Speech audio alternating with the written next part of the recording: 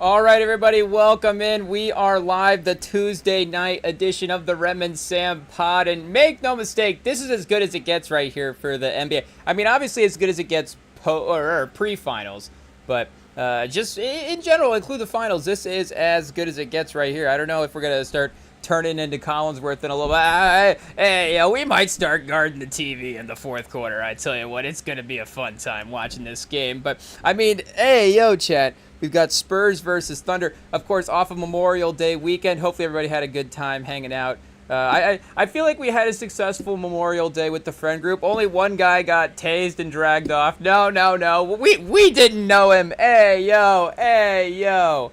No, it was fine. For the most part, we were just hanging out in a backyard, as you do, barbecuing, just, Fast and Furious style. I feel like backyard barbecues. I feel we model a lot of our game after Fast and Furious, but definitely, some backyard barbecue styles type stuff. But I guess there was a guy that drove past on an electric scooter, and then a second later, a cop drove by, and apparently the guy stole the electric scooter. And the cops chased him down, and apparently they had to tackle him and tase him. We couldn't see the situation happen as it was going down. But apparently somebody's parents that were in the apartment complex were watching from they were watching from their balcony up there. And they called down to the barbecue. They called down to the phone, and they were like, "You guys have to go check out what's going on." And we ran over there. At first, it was one of those scenarios where, wait a second, are we gonna have to step up and be good citizens? Is this our put on the cape? Is this our moment? What's happening? And then it was no. It seemed like it was pretty tame. You say the taser was out. It was fine. It was fine. I think for the most part, and I think the not that we're pro taser on the Rem and Sam pod. I guess do we have to take an anti-taser stance? But I guess that probably was too extreme, to be honest. It probably was too extreme. I guess again we didn't see the interaction, so I don't know. Get the Rem and Sam lawyers are quit the talking. Hey yo, it is what it is. But what are we saying for? The best part of it was, I guess anyways, is afterwards when we left it for the night, we left the apartment complex and then realized that he had stolen the bike from a house down. So I don't know how they got to him that quickly. There must have literally just been a car right there. I don't know. Maybe I literally have no idea. But apparently they got him and they had to take him away. It is a Memorial Day chaos. But I guess like we said, only one, so not too bad. I guess in that situation, only one guy that we saw, but I think everybody else was having a good time, so I can't be mad about that. But yeah, we 3-2 to start, chat. Ayo in OKC Game 5, and of course the best of 3 type of scenario as well. Where I think yesterday we were even getting a little hype for the game because, of course, shout out our friend Billy Buckets is a Thunder fan, so I guess we were able to hang out over the weekend despite the intense rivalry. That I guess because the first part of the series 2-2, I feel like again the NBA audience after that first game, I feel like we felt like the league ordered 7 games. So the fact that it was 2-2 was okay, we kind of expected that. There was some injuries. Wemby had his great game in Game 1. The Thunder in Game 4. We're holding our own team to the standard as well, too, because we just want to make sure that we're going to win. But, there was some missing players in the lineup. There is some missing players again tonight. They do have McCain in the starting lineup, which is a little bit interesting. I guess I don't know if Mitchell is back yet. We can see that. We can check out here and see if he's on the injury report. But I assume, if McCain is in the starting lineup, obviously Jalen Williams is out again, which I was thinking May 20. I was thinking that maybe they were saying last time. I guess we'll have to pull up the live stream last time. Did it say the 24th last time, the 26th last time, or the 20? I guess did it say the 26th or the 28th? Because I thought it said the 26th, but I don't know. But AJ Mitchell out again too, so they could obviously just be pushing it back game to game. Hey yo, but. Still obviously down a little bit in the lineup there. So as a Spurs fan, I do have to say that is obviously going to give you a little bit more confidence as well, but definitely going to hold us to that expectation, even though we're in OKC, that there should be a little something going on for the opportunity to win here. And I guess the line as well, probably still OKC favored, but 2.5 at home. I feel like I guess again not fully healthy. As I say, that's about as close as it's been, but they're not fully healthy, so that's kind of the point.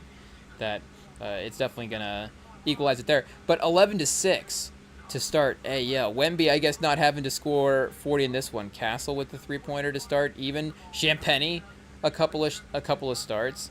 So, do we have to stop recapping the barbecue and lock in for the game? I think we do. But we did also have an old guy wash moment as well too. We were like, do we need to go get some shots up? Hey, yo. So I guess some basketball. Do we need to go play some hoops real quick? So we were like, oh, there's a court like right around the corner. We'll wander over to the court, and we wandered over there, and there was no hoops over there. And we were like, oh man, like there had to be hoops over here. And we were like looking like there is like a court over there. Like they have the lines, the 3-point lines and all that stuff. And it is set up like it should be a basketball court. But regardless, they just didn't have hoops. So we were like, maybe because it's near the end of the school year, are they taking them down because they don't want people just like hanging out? Is it, I don't, it could be, it could have been a COVID thing as well too. Because when we went back to the apartment, we were just sitting there talking. And then somebody else pulled up a little bit later. We were telling him what happened. We're like, hey, yo, they took the hoops down from us. And he was like, yeah, they took those hoops down like 5 years ago. And we were like, hey, yo, is that what happens now? Just things happen like 5 years ago and you just don't even realize it in your own city. And I guess obviously there are bigger cities that like, there are things that are going to happen in your lifetime that you're never going to see. You hear like New Yorkers talk about like, they're never going to see like certain parts of New York in their own lifetime or whatever. And I guess, obviously not to say, not to whatever anybody's situation, but just to, I guess because we're bad at grammar, but for, again, just the idea of just, obviously how quickly time passes, but you're just like, wait a second, I haven't noticed these basketball hoops were gone. I was like, I swear these were here just yesterday. Like I was just playing on these basketball hoops. What happened? They've been gone for 5 years. Hey, yo. So I don't know. Maybe in 5 years we'll wander back over there and be like, wait a second, these hoops have been down for 10 years? What happened? I thought these hoops were just down yesterday. So I don't know. Is that just going to be like a half a decade tradition as we just think that these basketball hoops are set up somewhere? I don't know. But the city is weird about that. The city, I genuinely feel like our city is, I guess maybe anti-basketball is too strong, but I do have to say, I feel like basketball is not very high on the city priority list. Hey, yo, I don't know if we need to, start trying to make it, get a little bit more vocal in the city politics chat. Hey, yo, justice for the courts. What are they, the basketball courts? Hey, yo, obviously all types of courts need justice, but the basketball courts will too. And the city has definitely taken a bunch down. I mean, that's a school, like, so... again, it's like, okay, is there, again, that summer situation? I don't know. But there has been some parks and stuff where they've just taken the hoops down. There's one where they put up like skating ramps, chat. Hey, yo. I mean, shout out to the skateboarders out there, but what are we doing? A skate park on a basketball hoop? I mean, I guess I was going to say throw it on the grass. You can't just throw it on the grass. And I guess, I'm not for... we got to preserve some of our wildlife for sure, but I feel like a lot of that park area, a lot of that grassy park area, just throw a concrete slab next to the basketball court and put the skateboard ramps over there. Hey, yo, see, now I am washed. I'm complaining about city parks, chat. Hey, yo, it is what it is. I tell you what, it just creeps up on you. For the younger generation out there, again, it just happens one day. You just go to the park and you're like, they took down the basketball hoops. And then you try to start, you start venting about your solutions. You're like, oh, if I was the city commissioner, this is how I would, do all this stuff, blah, blah, blah, blah. And I guess, maybe reinventing the basketball hoops again. I don't know how high it is on the priority list. But I feel like it is, it's community. It's bringing people together. It's all kinds of things that, are just really going to benefit the city. The economy, chat, hey, yo. I mean, if you're developing basketball players in your city, that's not necessarily, I feel like, a bad thing. I mean, it'd be nice to have a couple of jerseys up in some of the schools out there. Be like, okay, somebody, I guess, again, like we do have a couple that have obviously wandered over into the NBA for sure. I'm trying to think, maybe nobody maybe in the NBA hall. I don't want to disrespect anybody. And I just learned the other day of an actor, a lady actress that is from the area as well too, that I did not know about. So I might have to reconsider the state power rankings. Hey, I don't know if I want to say who it is, because I feel like we're gonna I don't know if we want to give up their spot. I guess they're not necessarily in this area. I think they're in the state, so I don't know if they were passing through. Obviously, the restaurant chat, it's top notch. So people are just gonna people are driving from all over the place to be there. No, it just is one of those things. People are passing through. And it's kind of, I guess I don't want to well, it is what it is. But, so they ended up wandering in, and it was like, okay, wait, are they just, is this just a random of all of the places in America that could be, they're here? Or, are they from this area, and it's more likely, again, that they're gonna try to be at maybe a little bit of a nicer place or something like that. I don't know. But it's like, okay, they are from the area. Obviously, if we're going state power rankings, I'd have to, maybe I'm missing somebody, but I feel like Caitlin Clark's number one. Hey, state of Iowa. I guess, I don't know, we go county rankings or something like that. Is anybody ranked by county? I don't know. I feel like, that's because our city's not pulling enough weight, chat. Hey, it is what it is. We have to try to get a couple more cities into the mix. So pause. But I feel like, are there some cities that take up the whole county, if that makes sense? Like, is LA County I guess LA County is not LA or something, because Orange County is out there as well too. I guess we need to learn our county geography for LA. Hey, Kendrick, don't diss us. It is what it is. We don't know the highways out there. But no, we love the Dodger. We only make fun because we love the song. It is what it is. But what are we saying for the state power rankings? Yeah, I guess. But I guess the point is, there are always going to be those people that I'm not considering. But we need to invest in the basketball infrastructure and help. That's our campaign, chat. Hey, it is what it is. I guess we'll see. Who would have thought? Who would have thought of basketball would have been high up on our list? But again, I think it really does reflect a lot of what's going on. Chat. Hey, I think we're gonna have to probably have a couple more things there. As well too. Maybe we're not qualified. Maybe just commissioner of basketball courts. Is that a spot that we can get? I don't know. Maybe in a future, in a future cabinet. And if it was the right situation, it would be what do they call? I guess I don't even know what they call actual cabinet members. Crazy, chat. Got him. But now what do we? Chat. Hey, now we're distracted. It is what it is. But what are we saying? If the right administration, you want to be the commissioner of basketball courts? But yeah, I think that'd be an acceptable job. It is what it is. Every park basketball court in the nation's getting painted, chat. Hey, we're making them look crazy. I do love on Instagram when you get the aerial. Whoa, hey, what are you saying? The overhead view of the basketball court that's got the crazy color patterns or something like that. Some artist has done some work on it. There's, again, different versions of it. You could have a tribute basketball court where some are directly paying homage to Kobe Bryant or Chadwick or something. Hey, a Black Panther themed basketball court, chat. Again, we'd have to have one. We could have one out in the Bay, where chat, hey, commissioner of basketball courts. We're commissioning a Chadwick Black Panther basketball court, and it's going to be out in the Bay. That's our first move, I guess. So yeah, again, but it could be some are just going to be the paint and the 3-point line, and the rest of the areas on the courts are just going to be different colors, because some of the NBA stuff, obviously you don't want to get too crazy with the colors, but in the park it is pretty cool. Let's see if we can look this up. Painted basketball courts. Hey, chat, look at this. This one might be a little too these are definitely really going for the artwork, obviously, more than the playability. People talk about that Boise State football field where it's blue, obviously, pretty famously. So one of the more visually striking things. It still is a little surprising that they're the only one with a alternate color football field. Oh, what's this? Boise State mounts a paper defense of its home turf. Did Boise State do an orange field?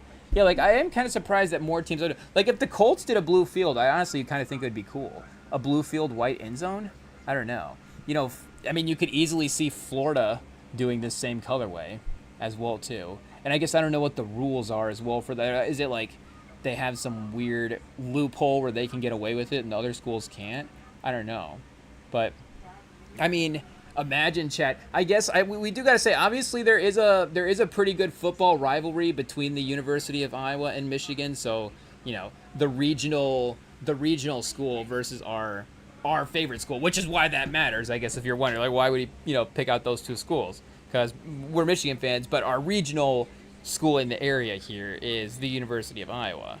But if you ever go to a University of Iowa game, I mean, you do got to give them credit. Obviously, the fans. I mean, teams know as well too. The environment playing there is crazy, but the fans are crazy. And I mean, the field does if they go like the black end zone with the yellow Hawkeye font on it, it does look pretty cool. It does look pretty cool. And I guess if you get all the fans in like a blackout as well too, then there is just like a real cool vibe that's going on there, if we could say that. But for the because obviously that black and yellow contrast is in the jersey colors and the colorway stuff is pretty cool for sure. But the field itself, if the entire field was blacked out with yellow markers, I almost wonder if that'd be sick. That might be the coolest field. How come nobody's done like a blackout turf, chat? Hey, yo. I mean, it's gotta exist. Let's see here. Blackout football field. Is it like, again, is it what are the rules here?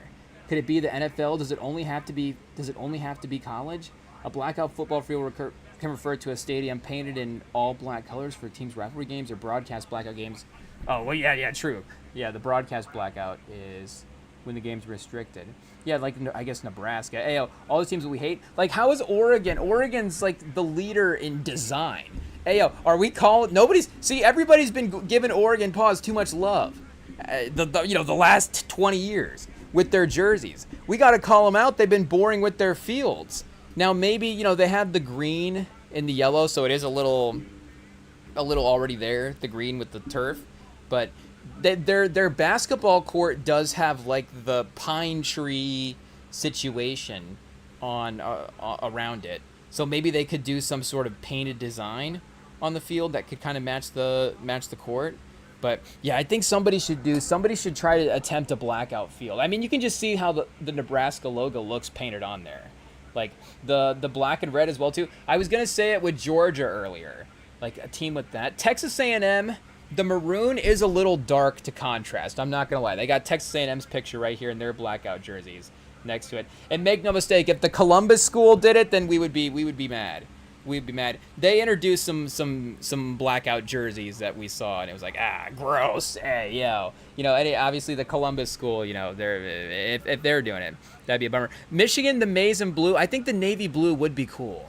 Maybe if it was just navy blue and white. I don't know if you need the maize with the navy blue. I don't know if for some reason, if the maize works as good with the navy blue as it would, with like the blackout field per se. But if it was a blue and white, it would definitely have a bit of a throwback aesthetic to it and would be cool. They need to maybe just make that a week in college football. Hey, yo, just like field week. I don't know what that's called. Again, I feel like we need to tread a little bit lightly with some of the names, but painted field week. Can you call it that? Does that make sense? Painted turf week. Turf week, Chad? Does turf week work? Hey, yo. I don't custom field week, custom week. I guess we'll have to DM us at Rem and Sam Pod what you should call it. But I think I who's against this idea? Who's against it? The old school. Oh, it's gonna be too difficult to football field's got to be green. At the end of the day, who cares? The only reason the Boise State field doesn't work is because, again, it would just be because the blue is just like kind of a striking color to have as the entire field. But if a team did it more aesthetically, I feel like it would work. Oklahoma State could also do a blackout field. They could do blackout and orange. Oregon State could do that as well too. Oregon State, that would be cool. Hey, yo, Oregon State, obviously kind of underrated. We're fans of the DJ Uiagalelei Oregon State run, but yeah, maybe they get involved as well too. I was thinking Florida State would be interesting. I don't know what they would do, because they would have like I guess if we're saying Michigan's going navy and white, then maybe Florida State could go maroon and white. Because I feel like the maroon field with the yellow stripes, or maybe the yellow field maroon stripes would be crazy, or like that gold. Ooh, I don't know. That a gold field with maroon stripes, it would be striking, for sure. I mean, again, they all would be, but that would be interesting. What are the rules, Chad? We need to look this up. I guess this has nothing to do with the NBA game. 20-17 so far. It is going well. Dylan Harper on Shai. Oh, Shai attacking the back. Attacking Cornette. Hey, yo, Cornette contesting Shai. That means either Shai is totally cooked for the series at this point. Oh, Kendrick Williams hits a three. Chad, who are these guys? Hey, yo. They just have another one. It is what it is. I guess I don't know. I don't know what the appropriate. I don't know what the appropriate movie comparison is. For just like, oh, there's just another person attacking. There's just another. It's like, oh, you think you've got the last guy down. Oh, there's just another guy. It is what it is. I don't know, hey, yo, but another attacker or something. I don't know what the neutral term is there, but yeah, I guess are we looking up what are the football field color rules? If we can say that here and see what we get for a result. Football field rules dictate that primary playing surfaces must be league up. Oh, chat. See, they need to make it a week. They need to do it something. So, again, it needs to be either college or the NFL. They just need to lift the ban for a week. That would be cool. I guess we were, again, naming college teams, and it's saying the NFL restricts it. Obviously, college probably doesn't because Boise does it. But regardless, while the NFL strictly bans non-traditional turf colors strictly, college and high school fields allow color turf. Regardless of the turf color, all required fields lines must be white. Okay, that is interesting. But see, if it was, again, if it's approved, if it's a week going in, it's not like the teams are just submitting their designs a week before. I mean, I guess a team could always just go rogue or something. I don't know. But, again, maybe I feel like in the off season, the team marketing department's getting together and they're submitting their plan. So it's like, again, to use Iowa as an example, or, to use Notre Dame for an example. I don't know. Like, again, maybe if they want to use gold lines, they would have to make sure it's like a bright gold. A shiny gold, like that would be crazy. I mean, Notre Dame would like legitimately just be like, we've got gold paint in the lines and stuff. I don't know. Maybe Pope is Pope Leo gonna take the gold out of the helmets, chat? He's like, we can't use actual gold in the Notre Dame. Do they still even do that? I know that's like the legendary myth is like there's real gold in the helmets. Like why? Hey yo, I guess it's cool, but that really is just like something they're gonna read about in the history books and probably. Obviously but they're gonna read about from this era, and they're gonna will they exaggerate that? But it is what it is. Like they had there is gold in the Notre Dame helmets. Apparently gold in Notre Dame helmets. Yeah, let's see what we've got here. They introduced the Notre Dame Fighting Irish was one of the most recognizable helmets introduced in 1964. There we go. Its signature gold paint incorporates actual 24-karat gold flakes salvaged from the iconic gold dome atop the university's main building. Hey, yo. Rio Gold, the paint process continues the legendary tradition utilizing actual gold leaf from the regilding of the campus administration building. Okay, so that is something. I guess they're not like, requiring like more mining, I guess. If it's like that is already in existence out there. So I guess is it a limited supply or something? Again, I feel like something else is going on. But also, if they just use paint, that's fine as well too. Or whatever whatever toxic free version of whatever you can use. I don't know. But while modern manufacturing has streamlined the process, the mystique of the Gold Dome remains. Whoa, hey, yo, Chad, I feel like it does. In 2011, the university partnered with Hydrographics Inc. to apply a brighter, more consistent gold finish that matches the luster of the physical Gold Dome. Hey, yo, so maybe they have actually moved away from no more gold in the helmets. But I guess maybe for one last for Turf Week, one last time they could put gold on the field. But you could submit your thing. The NBA could. I mean, the NBA doesn't have rules, I don't think, on court color as well. I don't know. Maybe they do, because the only other alternate ones you get is gray. NBA court color rules, which I feel like they should just honestly mandate gray courts for everybody at this point. NBA court color rules mandate uniform, contrasting line-specific colors treatments for key areas. While teams can customize floor designs, they must adhere to specific regulations. Outside NBA Rule 1. Whoa, they got that outlined first, chat. Hey, yo. It's like, I guess, oh, chat, we got to start listing the amendments. Hey, yo. I guess, but all boundary lines, the free throw line and from the 3-point arc must be a single color and clearly contrast with the playing surface. The restricted area under the basket can be filled with the team's designated colors, but the ring itself must always be painted orange. Wait, the restricted area under the team's basket can be filled with the team. So like the orange, so the basket just always has to be orange. It's not the restricted area always has to be orange, right? Let me look right now. Is the restricted area orange in OKC? I think the restricted area is usually just painted white at most points. But yeah, I guess a different color rim would be, hey, yo, that would be crazy. But I mean, that would be trippy. I don't know if like would that decrease 3-point shooting percentages? I feel like hey, yo, would Steph shoots, only 37, maybe like 30. I don't know. We have to go more dramatic. Steph shoots like 30. Again, this is all pause territory, but Steph shoots 37% on blue rims. Hey, yo, chat, again, it's a pause.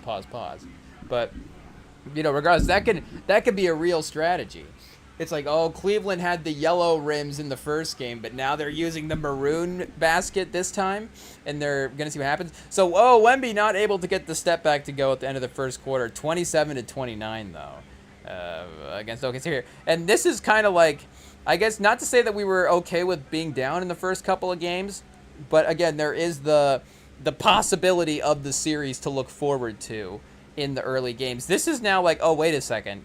We actually have to win these here. These are, the real, obviously we were saying early in the playoffs that just that anticipation that's going to continue to grow if they make this run pause of like the must-win games and having to go there. Because like we said earlier in the first round, or maybe this was the second round with Minnesota, like by the time we were watching the Duncan, Ginobili, Parker era, they were already established as, a dynasty. Debate it however you want, but they were established as a dynasty.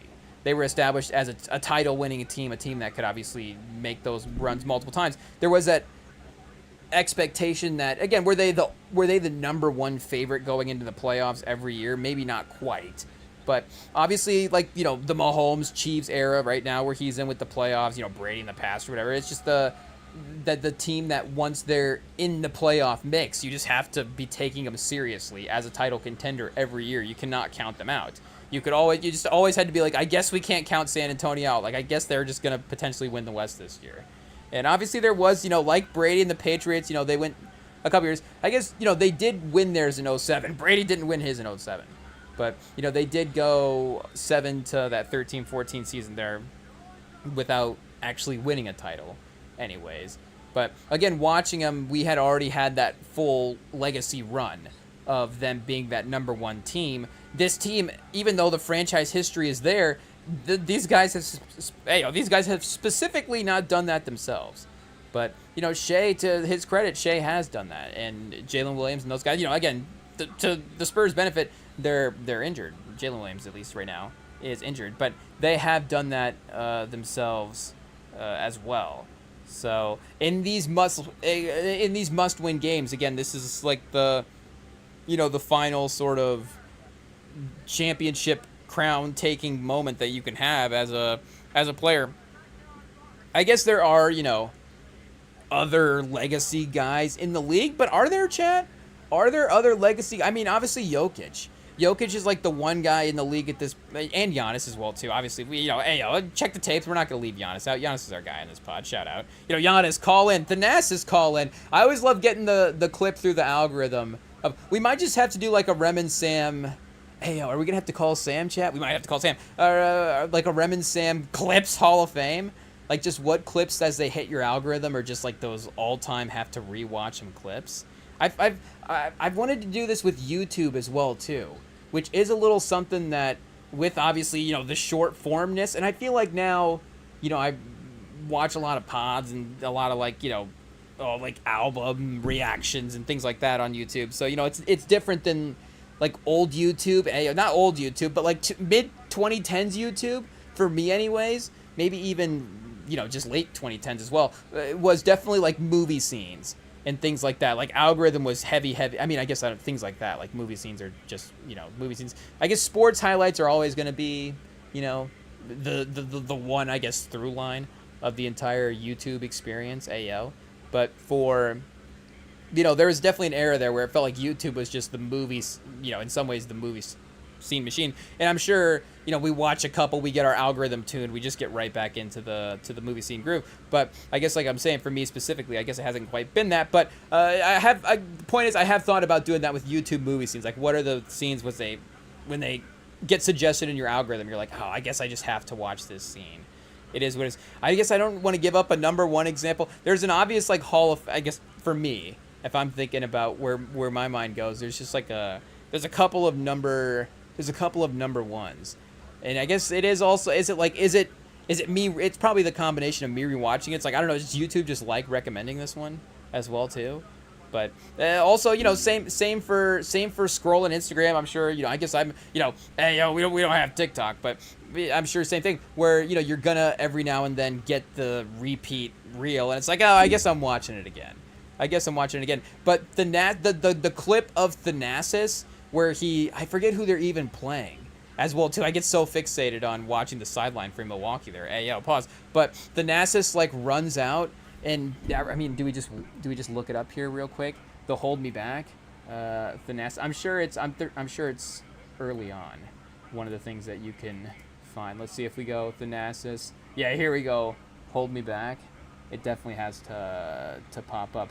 Wait, it was the Pacers. Okay, I mean, I'm sure he's actually probably had it happen a couple times. Yeah, here we go. I'm sure again a real NBA fan knows this clip here, as well too. Are we allowed to watch it? Is the NBA gonna let us see this here real quick? Okay, let's see what we can click on here and watch real quick for this clip. Are we gonna get an ad? Get out of here. YouTube knows how to stall and wait, so we can't scroll down until we definitely know what's going on. But once we get through this, we'll be able to see what Thanasis is up to. And, I mean, again, we've seen this so many times. We've really started to really break it down at this point. But you've got a pretty aggressive foul on Giannis. But Thanasis over here with the Hold Me Back play with Jay Crowder, where he literally, runs into Jay Crowder to the point where, I guess, can we see it happening over here? He grabs Jay Crowder when he runs out onto the court. And grabs Jay Crowder, locks arms with Jay Crowder, then makes Jay Crowder hold him back. But it really is like somebody needs to cast Thanasis. I guess like Boban is in John Wick 3. I guess somebody needs to cast Thanasis. John Wick 5, Ballerina 2. Like, are they making another Ballerina? Somebody needs to get Thanasis into an acting role. Because this is like legitimately great stunt acting from Thanasis. This is like, I guess we try. This is Tom Cruise level stunt work right here. I guess the thing is Tom Cruise doesn't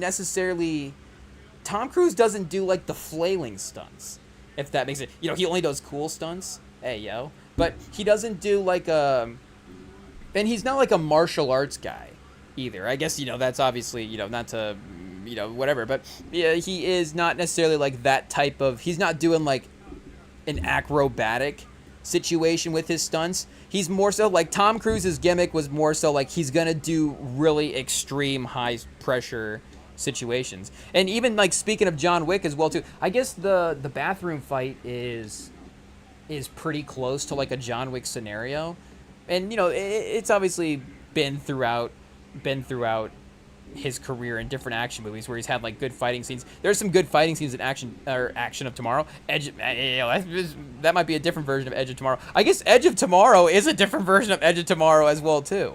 Hey yo, Edge of Tomorrow, but the shady movie version, Chad. Hey yo, could also be Edge of Tomorrow, Edge Tomorrow, Edge. I guess how violent are we gonna get here? Hey yo, it is what it is. Family. IT just held up a sign that said family friendly. So I guess we have to keep it moving. But what are we saying? Like, even like Tom Cruise didn't even necessarily get into like the he's gonna do the real tactical stuff and get really into the movements. Hey, I'll pause. Oh, 39-30, chat. Can we just throw on a Tom Cruise movie? Hey yo, chat. Oh, I don't want this. Chat. The season can't end. The season can't end. It's been too fun. The Wemby experience. I was thinking today as well too, because I mean, the Knicks fans are really getting excited right now, and they should be. I mean, they're obviously capable of. They're not afraid of either of these teams, so they're looking at this finals thinking we've been the best team in the playoffs. Why would we not continue that, even if the Western Conference is the supposed better conference? But I mean, again, there's a competitiveness that even a Spurs fan like myself is starting to feel toward the Knicks fan base at this point, where it's like, and again, obviously, as a Spurs fan, like we're in the playoffs to have it. Oh, Chad, I can't look. Hey, yo, they're showing highlights. IT is gonna have to hit mute next time those pop up. Hey, yo, Chad, I can't believe it. My eyes.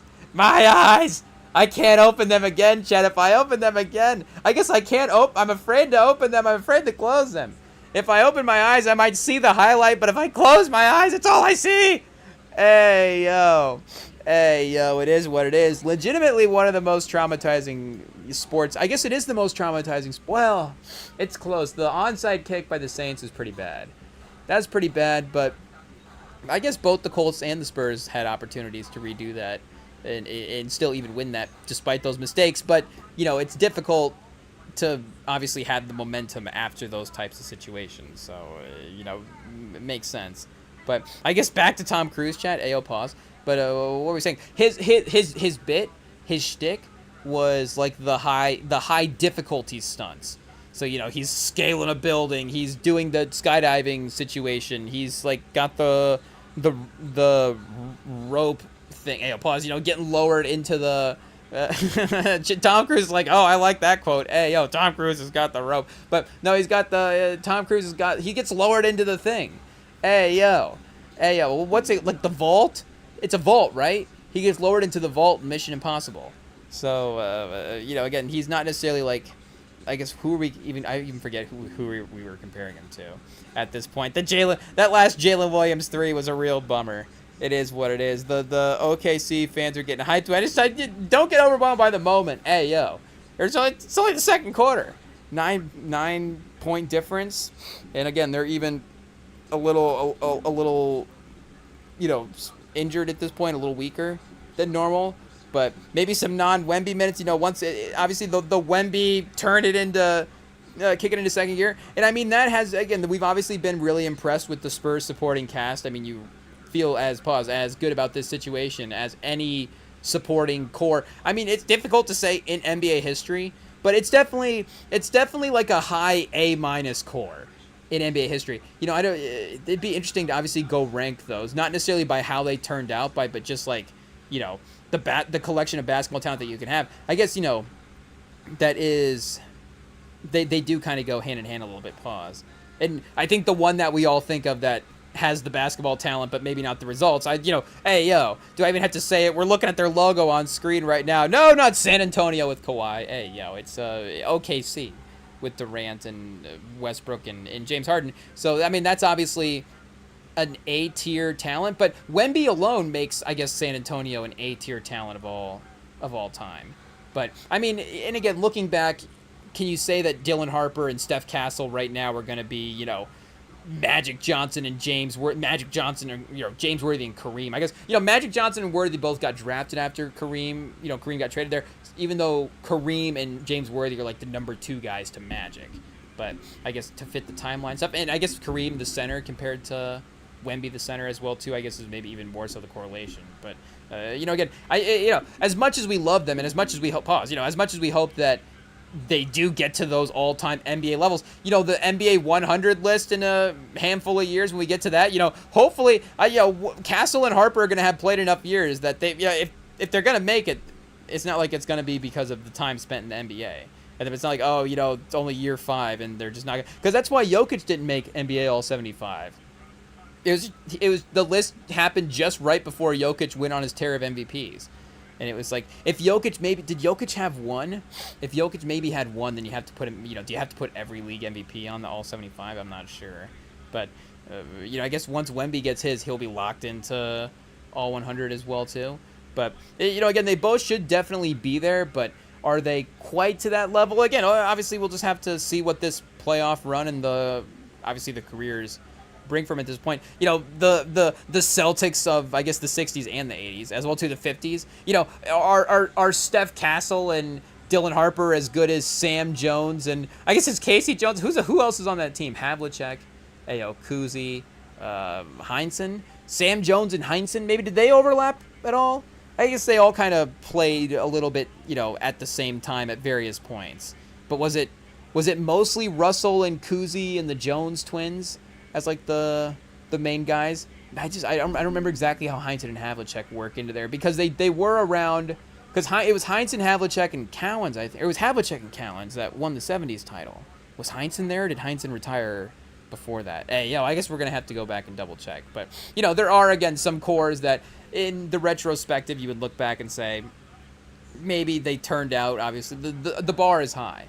The bar is high for sure. But I guess if you're going back and looking like, Chicago, would you rather, Chad, hot take, would you rather have Jordan and Pippen or Wemby? And I mean, this is where the old heads are going to kill us right here. This is where they're going to be like, how can you, Wemby's been in 9, I guess 9 12, 13 playoff games, and we're already saying we'd rather have him than Michael Jordan. But would you rather have the 3 guys than the 2 guys? Is essentially, because I don't think you get like Dennis Rodman. I mean, you get Dennis Rodman for the later 90s, but that was a trade, and again, it was the second three-peat. So I think it's more the all-time core there is obviously Jordan and Pippen. And, how long was Koo coach there? I'm not certain. But, again, it wasn't like, Dennis Rodman was the 3rd guy like Ginobili and Parker the entire time or something. Dennis Rodman was more like a souped-up Bruce Bowen. If that makes sense. Like, obviously defining to the team and to the franchise, but you don't necessarily think like, and I guess you do as well too, because there has to be there is often, the big 3 conversation, and Rodman's an all-time great, so you do have to, just consider his name as well too. It's great. We're not against bringing him up in conversation, but I'm just saying to prove I guess basically to make our Wemby point, is I think what we're trying to argue. Would you just say Jordan and Pippen? I guess how many 2-guy scenarios are better possibly than the Wemby 3-guy scenario? I don't even know what this means. Pause. But, again, I guess the point is, like we're saying, we are, obviously doing okay for the young talent going forward. But Caruso just with a kind of a tumble to the floor, looks like at this point, 43-35. So I guess we can't also get comfortable with it being just a close game because the Thunder are good as well, too. It's like, we're only down by 8. That's good because the Thunder usually win by 20. Oh, Chet, Wemby way off for the 3. Did it get blocked or something? Did Wemby just get it blocked on a 3-pointer? Who would have done that? Did somebody like jump into his landing space? What happened there? I guess you did have the defender kind of going up into his elbow space, so maybe that just threw off his alignment on his shooting arm. Pause. But for the attempt, it looks like there is definitely a little bit of gonna need to dial it in a second, and I'm sure he will, but it's just, will it be in time? Will it be enough? The pull up, he's got the other Jalen Williams on him, not quite enough. Not attacking the basket as well too. A little hesitant, Chat, right now. It is what it is. Again, there's gonna be those moments. There's gonna be those learning curves. Pause. There's gonna be the games to look back at. It's not going to be a legacy-defining LeBron, start calling out other guys. But, it's not this guy later in his career in the finals is, maybe not quite living up to the expectations that we've set on him. Even Shai a little bit more. Again, you're a 2-time MVP, a Finals MVP. There is a problem-solving thing that you should have, and that quote has been getting brought up a lot here as well too, as of late. With the last couple of games, Shai's been under, I think, 40% from the field for the series at this point, and obviously famously stated last year that they were, not even as a team, himself as well too, having all the answers to the test. And I guess him, directly just kind of not being able to answer a literal question as well too in the press conference where they were asking him how to get Chet more involved in the offensive game.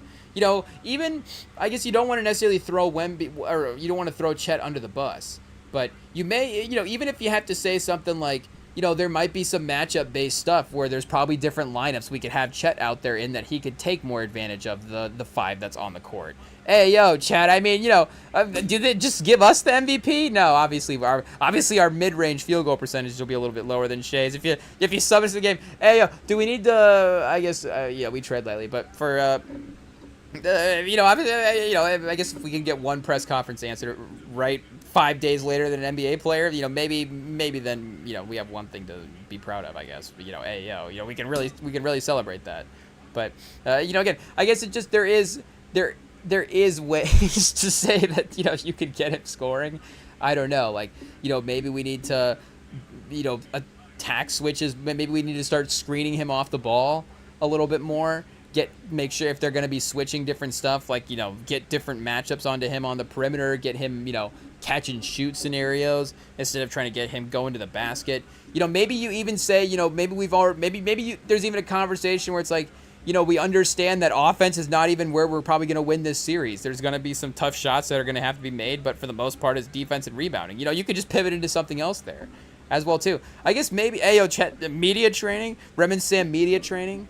We can launch that as a summer seminar on the Remington Pod. We'll be doing seminars over. That would like a hotel though somewhere.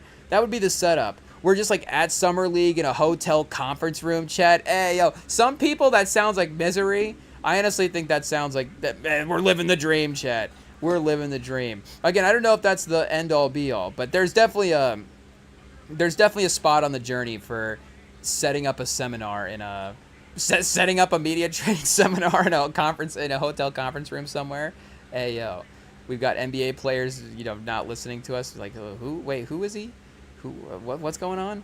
But, that would still be fun. We would still embrace the opportunity. And, we would do our best, Chad. That's for sure. Try to make everybody proud. But, try to really get everybody media trained. There would be somebody, there would be one, Chad. As long as we could media train one guy, it would be worth it.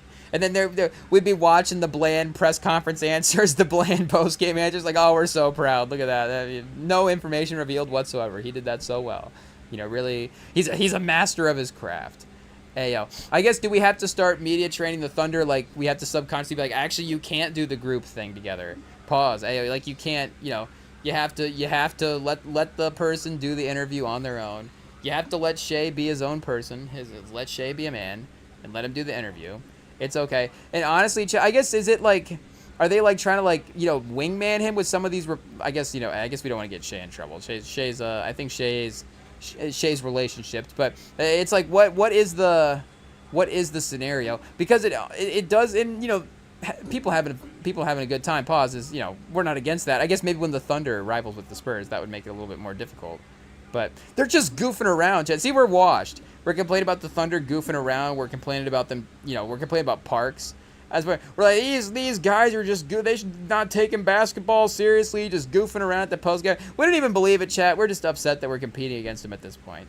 It is what it is. We're looking for things to criticize. What else? The foul baiting?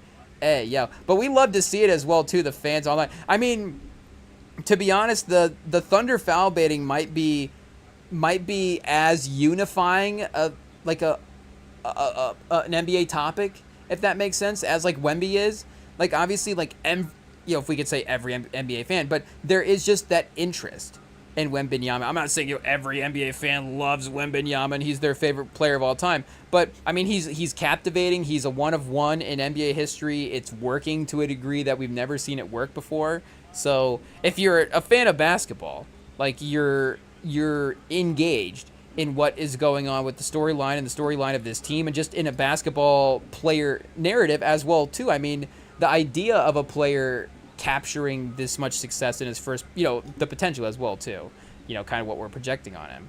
But what is potential there for a postseason run is obviously, again, just really, really special basketball storylines, but because he's also captivating personality as well too, and again, just due to his credit to his hard work, but credit to his hard work, like, he is more mainstream as well.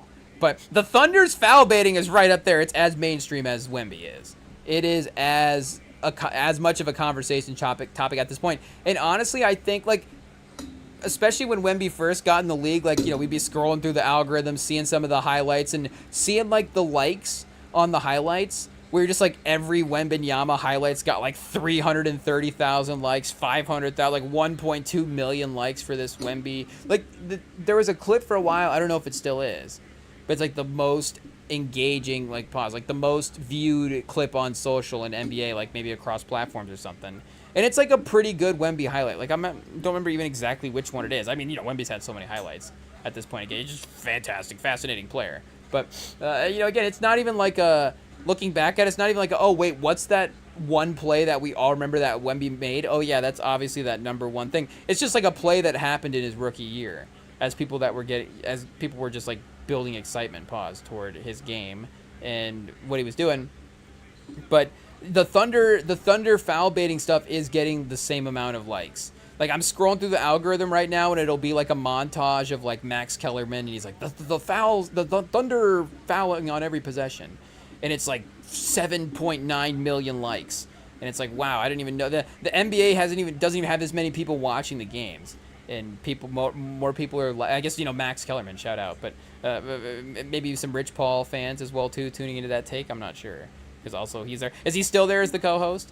I'm not sure. Is he still there as the guy that listens to Max Kellerman talk? Hey yo. But I mean, shout out to Max Kellerman. I mean, if you're gonna have a co-host, Rich Paul's. If you're gonna have a co-host that's just gonna hang out with you, I mean, Rich Paul is a pretty fun hang, right? Why not? Because that's the thing about Rich Paul is, like, let me just try to sit here and not say something, but it doesn't matter. The minute he says something, it's like, oh, Rich Paul said something. So it's just undeniable that it works. But I guess, again, obviously, maybe I don't know if that was Kellerman's call, but it's definitely an interesting pairing. Definitely good for the Clips, for sure. I mean, obviously, is there some degree, like every show, good for the Clips? Hey yo. But you gotta find, Chad, that's what they say in 2026. You gotta find the clip. Hey yo, it is what it is. You gotta really try to find the clip. But it's what get the people going, I guess. It's provocative. It gets the people going. But hey, what is that? Chad, see, this is how I'm a bad Will Ferrell fan. Am I a Will Ferrell fan? I guess I'm. Obviously, I hate to ask. Obviously, nobody has to ask. Again, is Will Ferrell's comedy, like Wemby's like Will Ferrell's comedy? It's like one of those things, like, even if you're not like, oh, Will Ferrell's my favorite comedian, you're not going to sit here and say that you dislike Will Ferrell's comedy. Hey, yo. Like, who? I honestly don't know. Who are you, chat? Hey, yo, who out there amongst you? Who is it? Which one of you guys in the chat is the imposter that is faking your Will Ferrell, like, enjoyment? Because I don't know if I've met one at this point. And again, I'm not saying that Will Ferrell is like, oh, name your 5 favorite comedians of all time. Will Ferrell, Will Ferrell 5 times. Hey, yo. But, I mean, again, it's a great group movie, great group actor, I guess, to watch, which is, I guess, a version of the ranking that maybe I've been looking for, chat. Hey, yo. But, that does go to some movie star sort of situation, more so than just, again, is this person a good actor? And I think we all know who the number one, good actor but not a movie star is. But, Daniel Day. Hey, yo. But chat. We're trying to mute one TV. Oh, we got it. There we go. Trying to mute one and leave one unmuted, but they were both mute there. Just a little behind the scenes. But, again, a guy like, and obviously, a lot of guys that do become good movie stars are really good actors. Tom Cruise is a good actor who, started, who did some action movies in the 2000s. That's all it is. But, still a really good actor. Robert Downey Jr., Iron Man. Ayo, great actor, won an Oscar supporting, got nominated for Best Actor. Pacino, I guess it was Pacino ever, like, Pacino and De Niro were kind of the biggest movie stars, right? They weren't just, like, the actors, guys. They were also, like, box office. Brad Pitt, Leo, all these guys are, good actors. I guess, those aren't necessarily hot takey as well, too. I guess for a while, it would have been hot takey to say that Michael B. was a good actor. We're not even saying that bad. It's just that I think that's what the conversation was at some point. But, obviously, that is really one of the crazy storylines to go look at, honestly, to think about. And I'm sure all actors have had their doubters. But I do feel like, and, I'm sure there's other reasons as well, too. But for an industry standpoint, like, for just because, you think about some of those early movies, obviously, Fruitvale Station, he's great in and stuff, but what's that one he did with Efron? I feel like maybe people just held that against him too much. Is that really what it is? We might have to go back and double check some more. Did he have a couple other of those movies that just went under the radar a little, or just kind of, they just went by? Is he, I'm not saying he's not trying in those movies. I guess we have to go back and check. He might even be good in those movies. Again, those just aren't movies that we're revisiting, or that one specifically. But, and not to say that we've obviously loved Michael B. Jordan the whole time. I think we're a little bit easier to convince of your acting skills. Again, not to say that Michael, but I think I understand it now. Lethal Shooter, shout out. No, but again, I would say Michael B's a better actor than Vin Diesel, but I would say Vin Diesel's a good actor. Paul Walker's a good actor. I don't, rest in peace. We're just naming guys from the Fast and Furious franchise, but again, like, would you say Vin Diesel is a good actor? But Vin Diesel's a good actor. He's really great at what he does in the Fast and Furious movies. So, but obviously Michael B is actually like a great actor as well too now, which is the sort of the undeniable thing. But even just going back and rewatching Creed now, especially, and there is just an enhanced view of his career now. Again, that's going to elevate you. Even if we were already saying that Michael B was on pace to be the greatest actor of all time, again, that's just going to elevate you of winning it and making that official stamp of your legacy in that way. Now he's got to get Adrian Brody, chat. Two. It is what it is. There's some is Shai the Adrian Brody of NBA players? It's like, wait, Shai has 2 MVPs? What's going on? But I was thinking about this series, though. This is, like, obviously, basically, and not to say that, it's going to define his whole career. And he does have a title as well, too. So I was about to compare him to Steve Nash. But I guess shout out to Steve Nash. I guess both Canadian, chat. Ooh, there we go. There's the comparison falling into place. Pause. But the fact that, he had those MVPs, and yes, obviously we do view Steve Nash as a great player. But how many guys in the league history have won multiple MVPs? Like 6, 7, 8 guys. But we don't view Steve Nash as one of the 50 best guys in NBA history. I'm probably being a little bit dramatic, and maybe this is also unfair to Steve Nash, but I don't know if his game is aging well, even though it seems like it should. There is a two-way element as well too that I don't know if it's necessarily carrying over compared to some guards, especially of that era. Or just beforehand, like, Jason Kidd didn't win 2 MVPs, obviously, but Jason Kidd, made 3 finals as the point guard. I guess we'd have to go back and double check, minutes played on that Mavs team. But he was one of the important veterans on that Mavs team. He was, of course, the leader of that Nets team that made it to back-to-back. And unfortunately, lost both of those. But if I'm not mistaken, he lost to the Lakers and the Spurs, right? So, Duncan and Shaq, the 2 greatest players of that era. And also Kobe, the 3rd. So, again, like, you could just make the argument in that era alone that Kidd, over Steve Nash, even though Steve Nash has the 2 MVP trophies. So, it's like, is Shai going to be, is there this new tier of guy that's starting to form now? Pause. And I guess is we got to, is Jokic a little bit in that tier as well too? Where, potentially right now. Where Jokic has, 3 MVPs? And who, was this another Kellerman take? This might have been Cowherd. I don't know. Who made this? Oh, was this? No, this was our guy Van Lathan. I shout out. This was actually a good take. But I'm pretty sure this was him. He said that Jokic is the Aaron Rodgers of the NBA, where, they both did get that 1 ring, and of course are like very, very high achieving in the regular season. And in some ways as well, too, like, you can go back through Aaron Rodgers' career and make excuses for his postseason and look at the stats. But, he had all those times the defense gave up the lead. Jokic had injuries. Jokic had some different things that were going on that maybe not every playoffs were, necessarily him just, disappointing people and letting people down every year.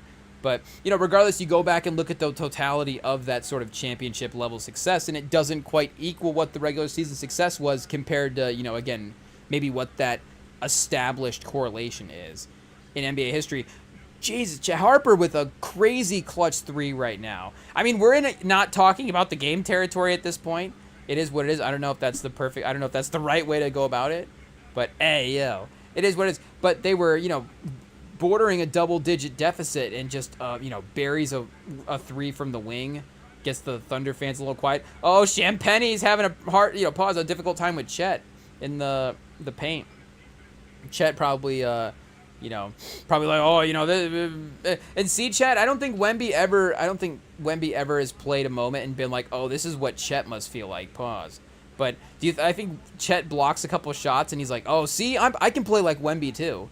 But Wemby's he's not hitting a 3 and being like, yeah, see, Chet can hit 3s, I can hit 3s. He's not even, they're not even on the same level. He's like, of course, I can hit 3s. Can Chet hit 3s? He's like, I don't know what Chet can do. But, I mean, Chet, third-team All-NBA, Chet Holmgren, is, I guess, probably not even the first Chet to make first-team All-NBA. I feel like, did Chet Walker back in the day make first-team All-NBA? That's one of those names, you don't even really know why you know it. I guess you don't know it probably, but we know it because we've just, like, seen it randomly on the Basketball Reference a time or two. But 63 to 75, did he make 7? Oh, he didn't make All-NBA. I guess did they have, well, in the 70s they would have. But 16th in MVP voting, 74-75, so just outside of a top 15 player. And I guess, All-Star, you can kind of be in that 16 to 25 range and be an all-star, not to be too technical about it, but still there is a voting thing that happens in the end of the year that kind of ranks it out that way. But was still 18 a game for his career, a couple of 20-point seasons here, 47% from the field. I guess didn't play with the free throw line or a 3-point line, so we don't know 100% how that would have translated. But the Jet checkmate Chet, Chetmate. I don't know if we could call him Chetmate, but that is a good nickname. Checkmate Chet. There's just a lot of syllables there that I feel like are a little difficult to get through. But Chetmate is not bad. I feel like you understand what it is, right? Is that sayable? Is that sayable? DM us at Rem and Sam Pod. Chetmate. Scale of 1 to 10. Is it a good nickname? I don't know. It might be a 5, honestly. It could probably go either way. But 67 NBA champion, and he is a Hall of Fame. Chester Walker, Chestermate. I guess. No, I guess maybe either way, we're wandering into dangerous territory. Chet. Hey yo. But wait, so is Chet's full name Chester Holmgren? Hey yo. I thought his name was just Chet. Like that was his first name. Let's look this up here real quick. What's Holmgren short for? Hey, yo. I guess there's been a ton of Chets. Chet McNabb?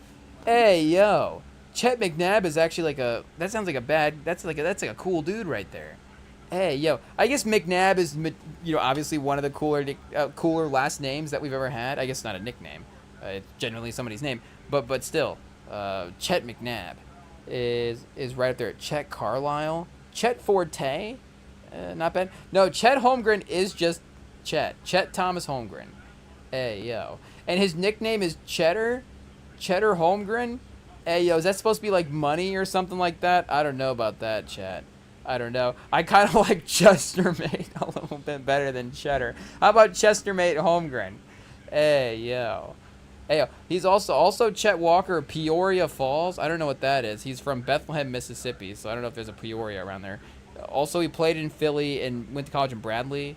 I guess high school in Michigan. Oh, high school in Michigan. Ayo. Shout out. Gunsmoke Walker is also not bad. Gunsmoke as a nickname? Hey, yo. We might need to bring that one back. Who's a Gunsmoke in the modern NBA? Hey, yo. Gunsmoke Champagne, chat? I don't think it quite works that way. That's like a very elegant title, honestly. There might be a little too much going on there. at this point. Gunsmoke, who's a good way? Gunsmoke Hauser? Hey, yo, I don't know if it's Gunsmoke Merle? Somebody, oh, Struce maybe? It could be Struce. I guess I don't know who's the Chet Walker of 2026. Do they have a similarity score down here for players? Kevin McHale. Hey, yo, Kevin McHale. Hey, yo, Rick Barry, Dominique Wilkins, Bailey Howe. I mean, if your three most similar careers are Kevin McHale, Rick Barry, and Dominique Wilkins, you probably should have been on All-NBA 75, to be honest. Everybody on here almost is, except for Bailey Howell. So Bailey Howell might be weighing down the list. I'm not sure. Larry Nance, Paul Pierce, Anthony Davis, Jimmy Butler, John Havlicek. Was Dantley on 75 as well? Hey, yo, he would have been close. Oh, chat, Dantley not making it to travesty. He'll be on the 100. Hey, yo, there's no way. Adrian Dantley's not one of the top 100 players in the league. I might have to do a ranking just to make sure. Hey, yo, like, well, you know, where's, I guess Dame was on the team. Dame over Adrian Dantley, chat? Hey, yo, 6-time All-Star, 2-time All-NBA. I guess Dame has made more All-NBAs than that. It is what it is. And, you know, Hall of Fame. 2-time scoring champ, though. I don't know if Dame's led the league in scoring twice. But, yeah, I guess, you know, maybe not All-NBA 75 there. But he's, like, 8 of these guys are on NBA 75. So Chet Walker was, I guess, you know, the point is he was probably close to being on the list as well. I guess Bailey Howell. To see Bailey Howell's career. Is Bailey Howell in the Hall of Fame? Hey, yo, is that a character from like a Gilligan's Island or something? I'm not sure, but 6 All-Stars, 2 NBA champs, 62, 63 All-NBA for a guy Bailey Howell, so he did make it a second team. I guess they did only have 2 teams for a while, so that would have also been, you know, a little bit of a limiting factor as well too. Chet Walker might have, if there was a 3rd team All-NBA, is he making the Hall of Fame? Hey, yo. I mean, you hate to simplify it to that, but it is just an extra accolade that, you know, guys are able to achieve now. So we're all for it. But, you know, does that mean a guy like Chet Walker gets left off the Hall of Fame list? Or the All-NBA 75? I don't know. But regardless, Bailey Howell, anyways, making at least 1 All-NBA. So, you know, I guess, but, and the Hall of Fame. So, yeah, both kind of similar careers there. Title impact guys, multiple All-Stars. So is this an old sort of standard? Because we were saying in the past that, you know, if you're 5-time All-NBAs, you're locked into the Hall of Fame. I mean, Shai's probably locked into the Hall of Fame with 2 MVPs, but he's also made 4, and he might be 5 All-NBAs in general as well, because he's made 4 straight first teams alone. So let's see what we got here. He is at 3. I guess they haven't registered it for this year quite yet. Yeah, they haven't added it on the label, but this would only be this would be 4th All-NBA in a row and just 4th in general, making it. I guess, yeah, the games played kind of limiting him. In OKC there the first couple of years, 30 points a game each of the last 4 years, chat. I mean, geez Louise. Geez. But, and, you know, obviously the efficiency as well, too. Hey, yo.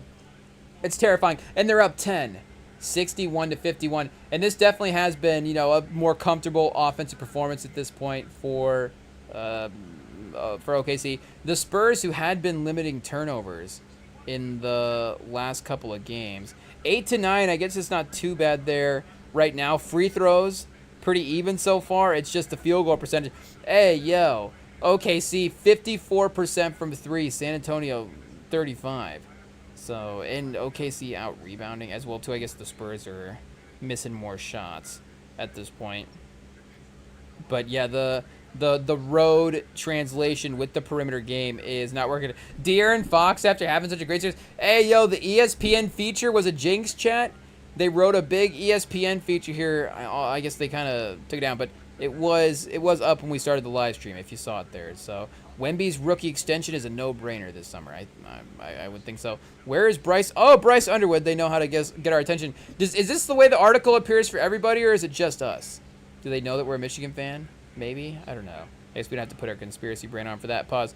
But, you know, it's not right up front anymore. It was there. Am I just being biased?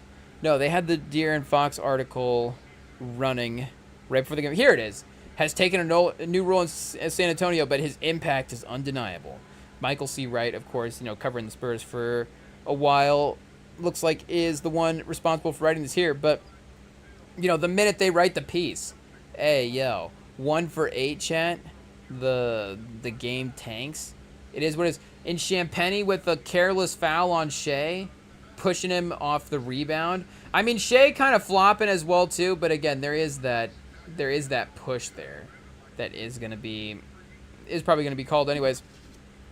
So I don't, we've been seeing people online theorize about how the Thunder have got into flopping. Pause. Maybe we need to investigate Dagnall for that. Maybe that's something that he's brought to the team that maybe we just haven't quite looked in the right direction for. Obviously this team has developed under his leadership, so he has to be the one responsible. Is he coaching it up? I guess looking the other way, I don't really know what that's like. You're just not reinforcing it with no in the practices maybe, or the players just know that you don't mind, or is it like a taught thing? Is it like him be like, actually, we gotta know how to react? Hey, speaking of Thanasis, maybe they're bringing in Thanasis for classes. They're like, okay, Thanasis, teach us how to hook the arm of a player. How do we grab here and then pull back and then whoa, like what do but like to draw a foul, how do we maneuver this situation to make the player look like they're kind of getting tossed around by another player? That again, that it might not actually be happening. And I think, it has to be something like that. It has to be stuntmen. It has to be some type of coordinated effort. People are talking about the league. Is the league telling the refs? And there may be, again, it could go, I don't know how far this conspiracy is linked. But the Thunder themselves also have to be, they have to be coaching it up. They have to be bringing in people. They have to be in the summer off-season workouts. Everybody's, running up the hill and the sand dunes and jumping out of swimming pools and stuff. And the Thunder, maybe there is something to the TikTok dances and like the ballet and the stuff. They're learning how to kind of, fall around gracefully. I guess, I don't know if it's gracefully, but they're learning kind of to fall around and, handle themselves that way. That was a part of Embiid's rehab for a while there. I guess, I don't know if that's just an excuse that he made as to why he falls so much, but there was a part of, like, them adjusting him being, being more healthy.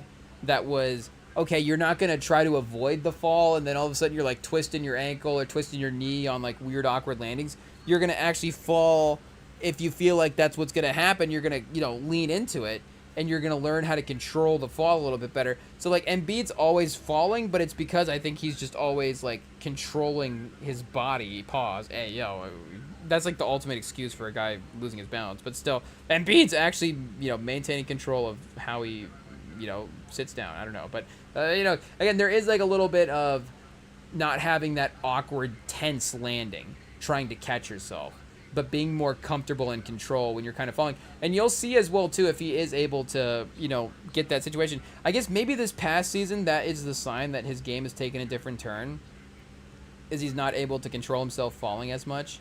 But at peak Embiid, pause, he would definitely have a good way sometimes of, like, sliding into the way he would make contact with the ground. If that makes sense.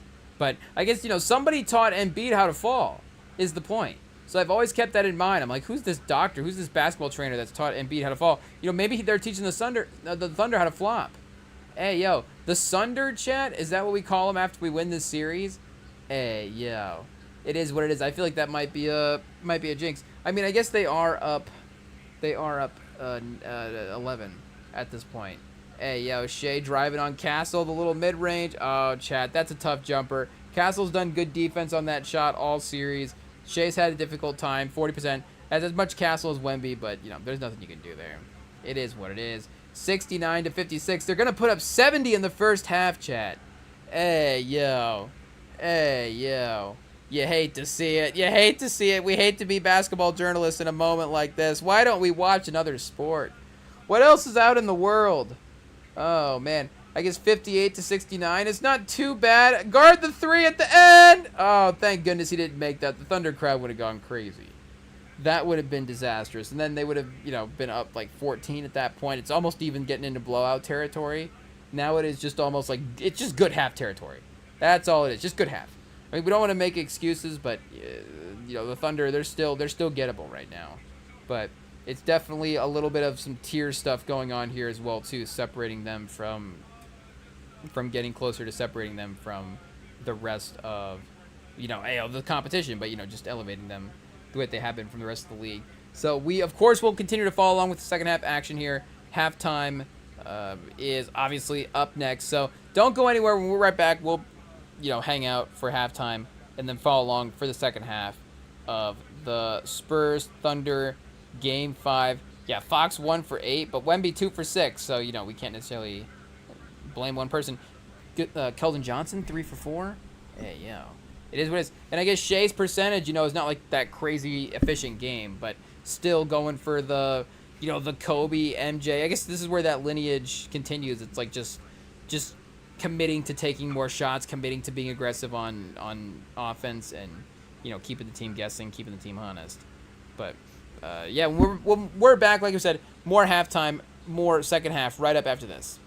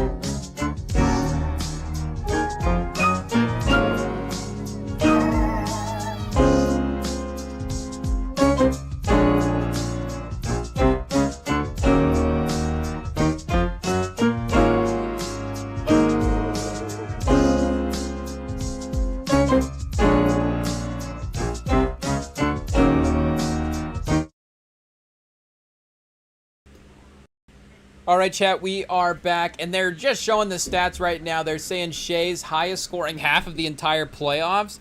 AO, 19 points, highest first half maybe of the playoffs. This was the more specific way to say it. Wemby's officially been called out by Tracy McGrady. I think the only thing that could save them at this point is, are we going to have to get Pop in the locker room at halftime? I think that is the goal. I mean, Mitch Johnson has done a great job for this team, but I mean, it seems like every time Pop is, I mean, and again, hot take, every time Pop has coached the team, it's worked. But it's like,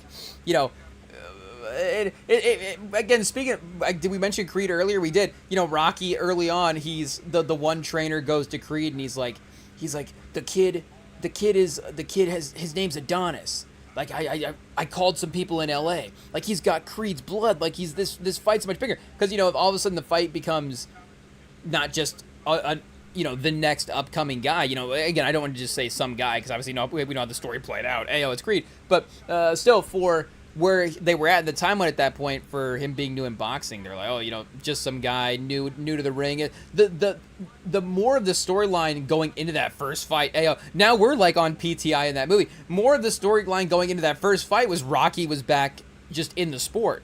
Rocky was training somebody. So, I mean, and again, it's like, I feel like maybe the public in 2015 would have connected the clues. Is that movie's like set, it is set in, in that time.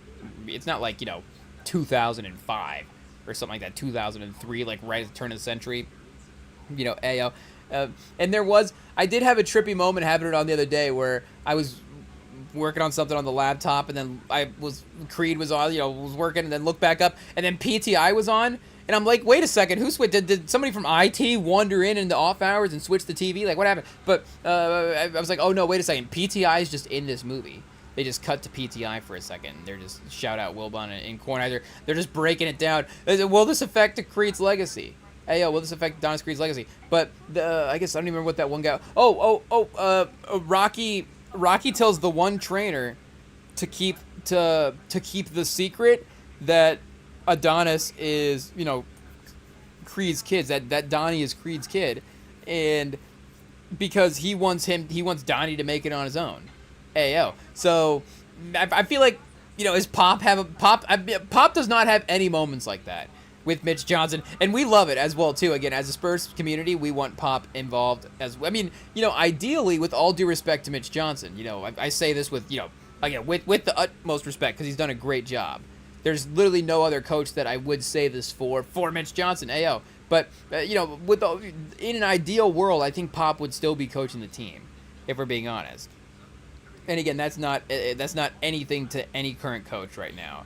That's just Pop being one of the great legendary coaches of all time, and just giving him that opportunity to coach until he does not want to. Again, obviously different reasons, but still, again, it's the complete opposite.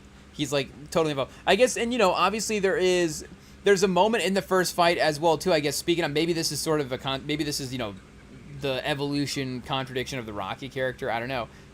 It's the early fights. I'm saying the contradiction of him like working through some of those stuffs early on. But the in the fight, he like gives him like, and again, he's a trainer, so it's like maybe I'm overthinking this moment. But he like gives him like the exact pattern to do when he is in the corner in between rounds. And then as they're cutting away from the round as well too, he's like, your old man did that on me, it worked. Which I was like, oh well, yeah, what a great touch. I love that they just throw that. I mean, Coogler, like, there's just so many moments where it's like he's making such a great, I mean, this is why he's great at making movies. It's why Marvel brought him in and he nailed it as well too. But he's so great at the fan stuff and just the genre stuff and just those little moments. There's like one moment where Donnie's training in the gym and they like cut to these kids like just watching at the bottom corner of the ring, like peeking in, seeing training. It's just like that training, home family lifestyle atmosphere that you see these fight camp situations sort of devolve into sometimes. But for like just that little moment of like paying homage to the previous movies. And we don't even like, I can't even sit here and say that like I'm a big 70s a big Sylvester Stallone Rocky guy, but obviously he is Rocky. But I'm saying like him as the leader in the movies. The Creed movies obviously are fantastic. And revisiting Creed 2 and 3, I mean, maybe again the Tubi experience is different than the in the moment experience. I think Creed 2, I think all of them were pretty.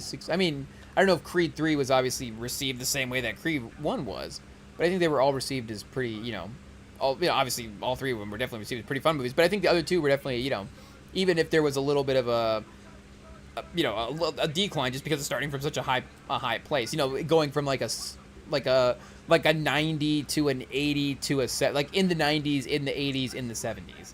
Like Creed 3 is still like a 76 overall. Something along with out of 100. I guess the thing about some of the Madden rankings, you don't have a guy that's like 0 overall. So really, you say, on a scale of 1, and I guess maybe nobody in the NBA is actually a 0 and a 0 basketball player, but it's really like 100 to 50 is the scale.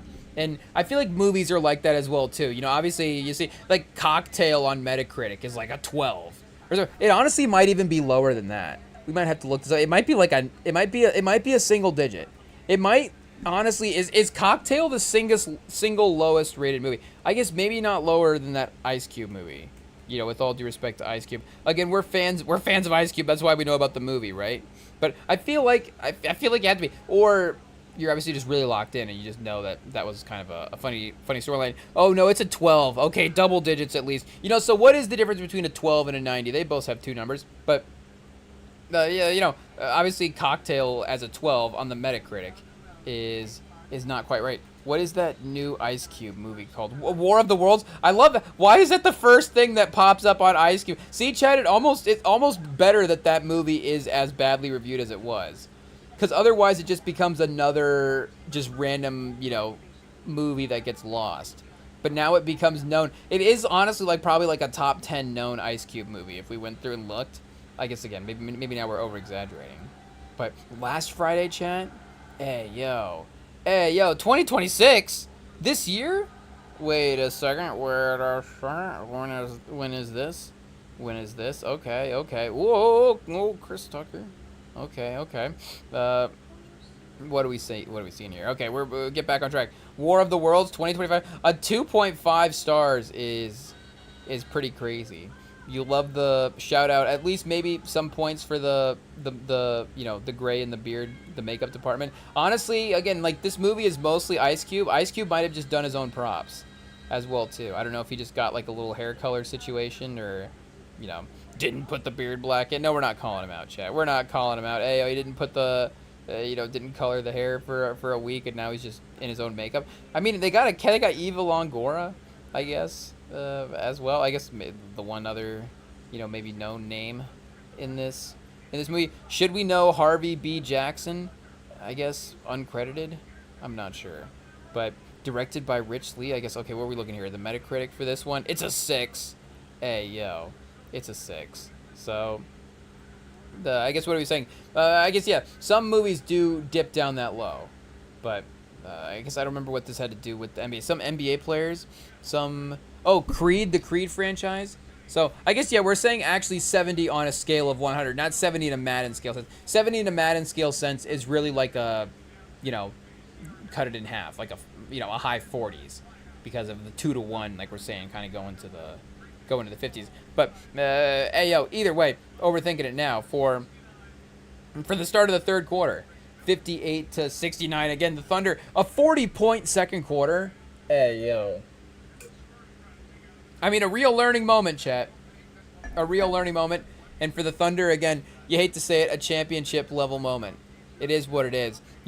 I feel like, it's not just us. The definite fun, and this is what we were talking about earlier with the competitiveness. The definite fun storylines are Spurs versus Knicks in the finals. I think Wemby versus New York is just such a crazy hyped matchup that, again, I don't know. This is honestly the one part that I don't understand about the foul baiting thing, and why I hate to be the Spurs fan over here sitting here saying that the league is not rigging this for San Antonio, because clearly the refs are calling it at times favorably for OKC, and at times, again, I'm just being generous, and I guess just keeping like a smidge of that magic in the NBA still as a possibility. It's just like there's just a a possibility. It's still like a little bit of purity in the NBA.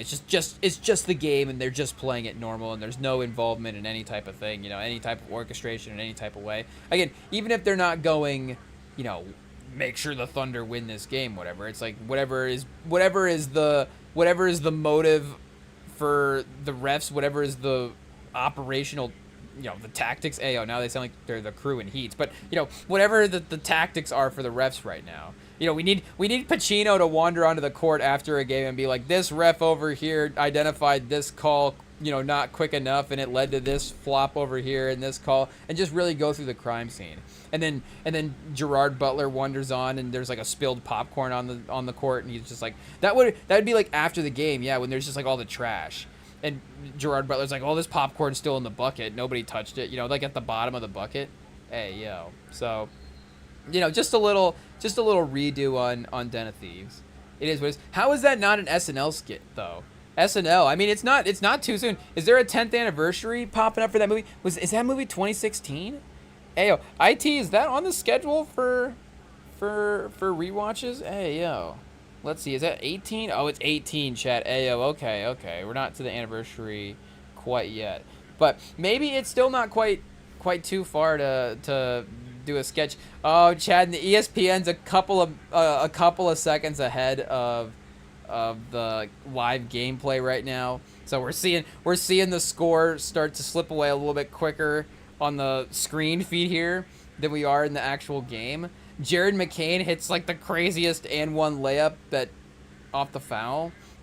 Twirling backwards. Probably gonna be a highlight. It is a highlight, but gonna be one of those. I don't know. It is what it is. It is what it is. Chat. We'll just be back tomorrow night. Take two.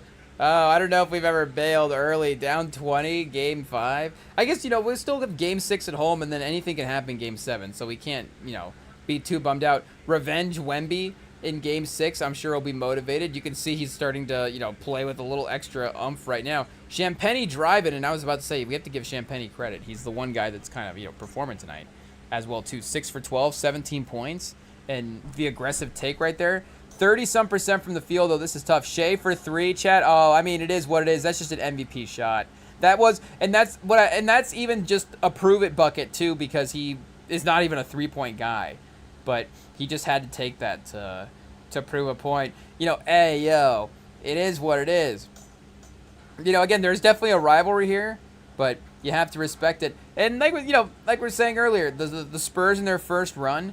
It is just a historical thing. If there was an older guy there to make an excuse for them to maybe be ahead of the timeline, then that would make sense. If Fox maybe was, and now we're going to, I hate to do De'Aaron Fox trade machine every time he's under 50% from the field, because that's just bad chemistry. That's bad fandom. I guess, it's not bad fandom, because at the end of the day, we're also just having fun talking about sports over here as well too. So, it's like, I guess.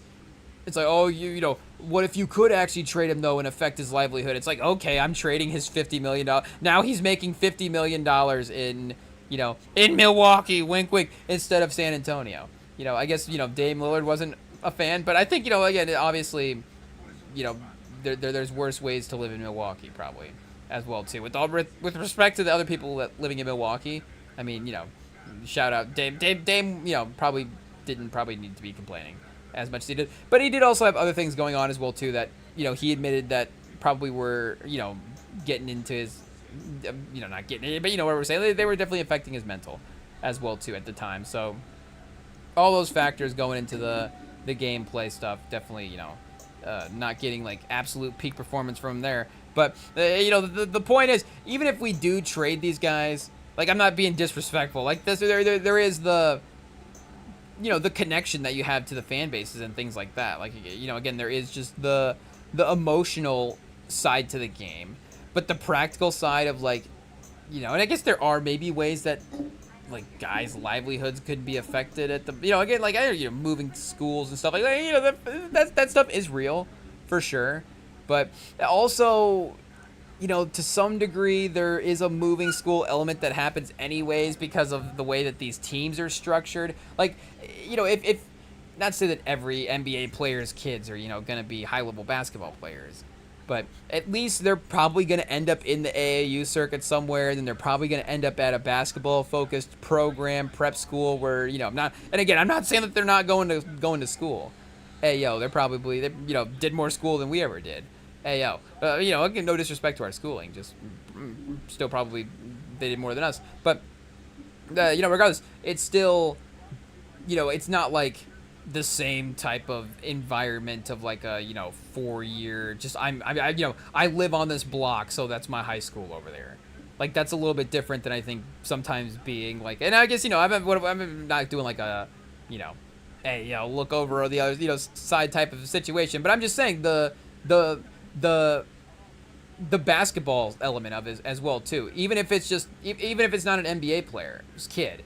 Even if it's just a high-level kid that has access to, maybe he gets a sponsor, he gets some investment from a shoe company or another AAU program decides to invest in him. They're recruiting him from something. Like whatever those resources may be. Again, there's going to be a mobility there with the basketball experience that, I guess would affect who might have break down the, youth sports in America. Hey, I don't even remember where we got off on this tangent at this point as well, too. Does this have anything to do with Champagny going for 17 points? But they just showed Wemby really getting the team fired up. So, we love the leadership. Hopefully that means that, there's a rallying that happens here. Maybe we can hit a couple shots. Hopefully that means De'Aaron Fox doesn't just throw it out of bounds. Oh, wait a second. What was that? Just threw it straight out of bounds, chat? Oh, man. Wemby, we didn't mean for Wemby to scare him in the huddle. Now De'Aaron Fox is like seeing Wemby's ghost, like Wemby's gonna like beat him up in the locker. Wemby's like, if you don't make another shot, I'm gonna throw an elbow when we get off the court. Now De'Aaron Fox is like, oh, I can't see anything. I'm traumatized. A 9-0 run by the Thunder, chat. It's officially a 20-point lead. Okay, Castle thankfully cut that quick. Oh, 18's no better, but 20?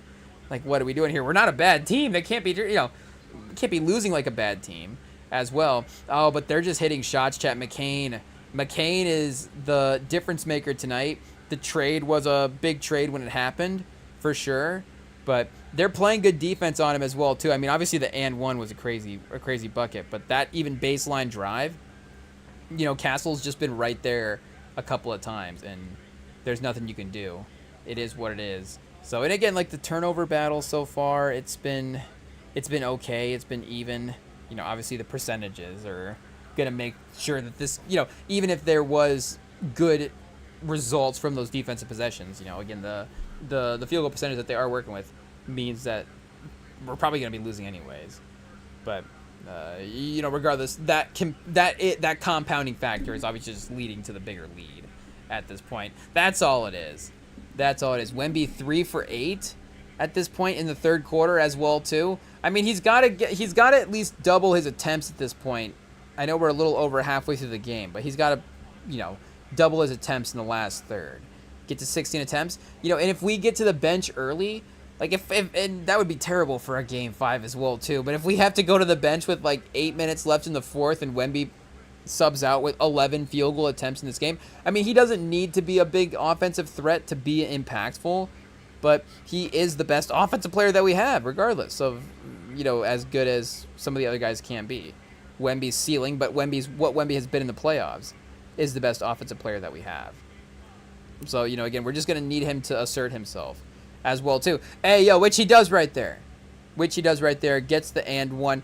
Can we get Shai in foul trouble? Get him fouled out of the game maybe would be nice. I guess the refs probably aren't going to do that. Shai's like stunned at he's like, is this what it's like to get a foul call? Oh, is there a goaltend there?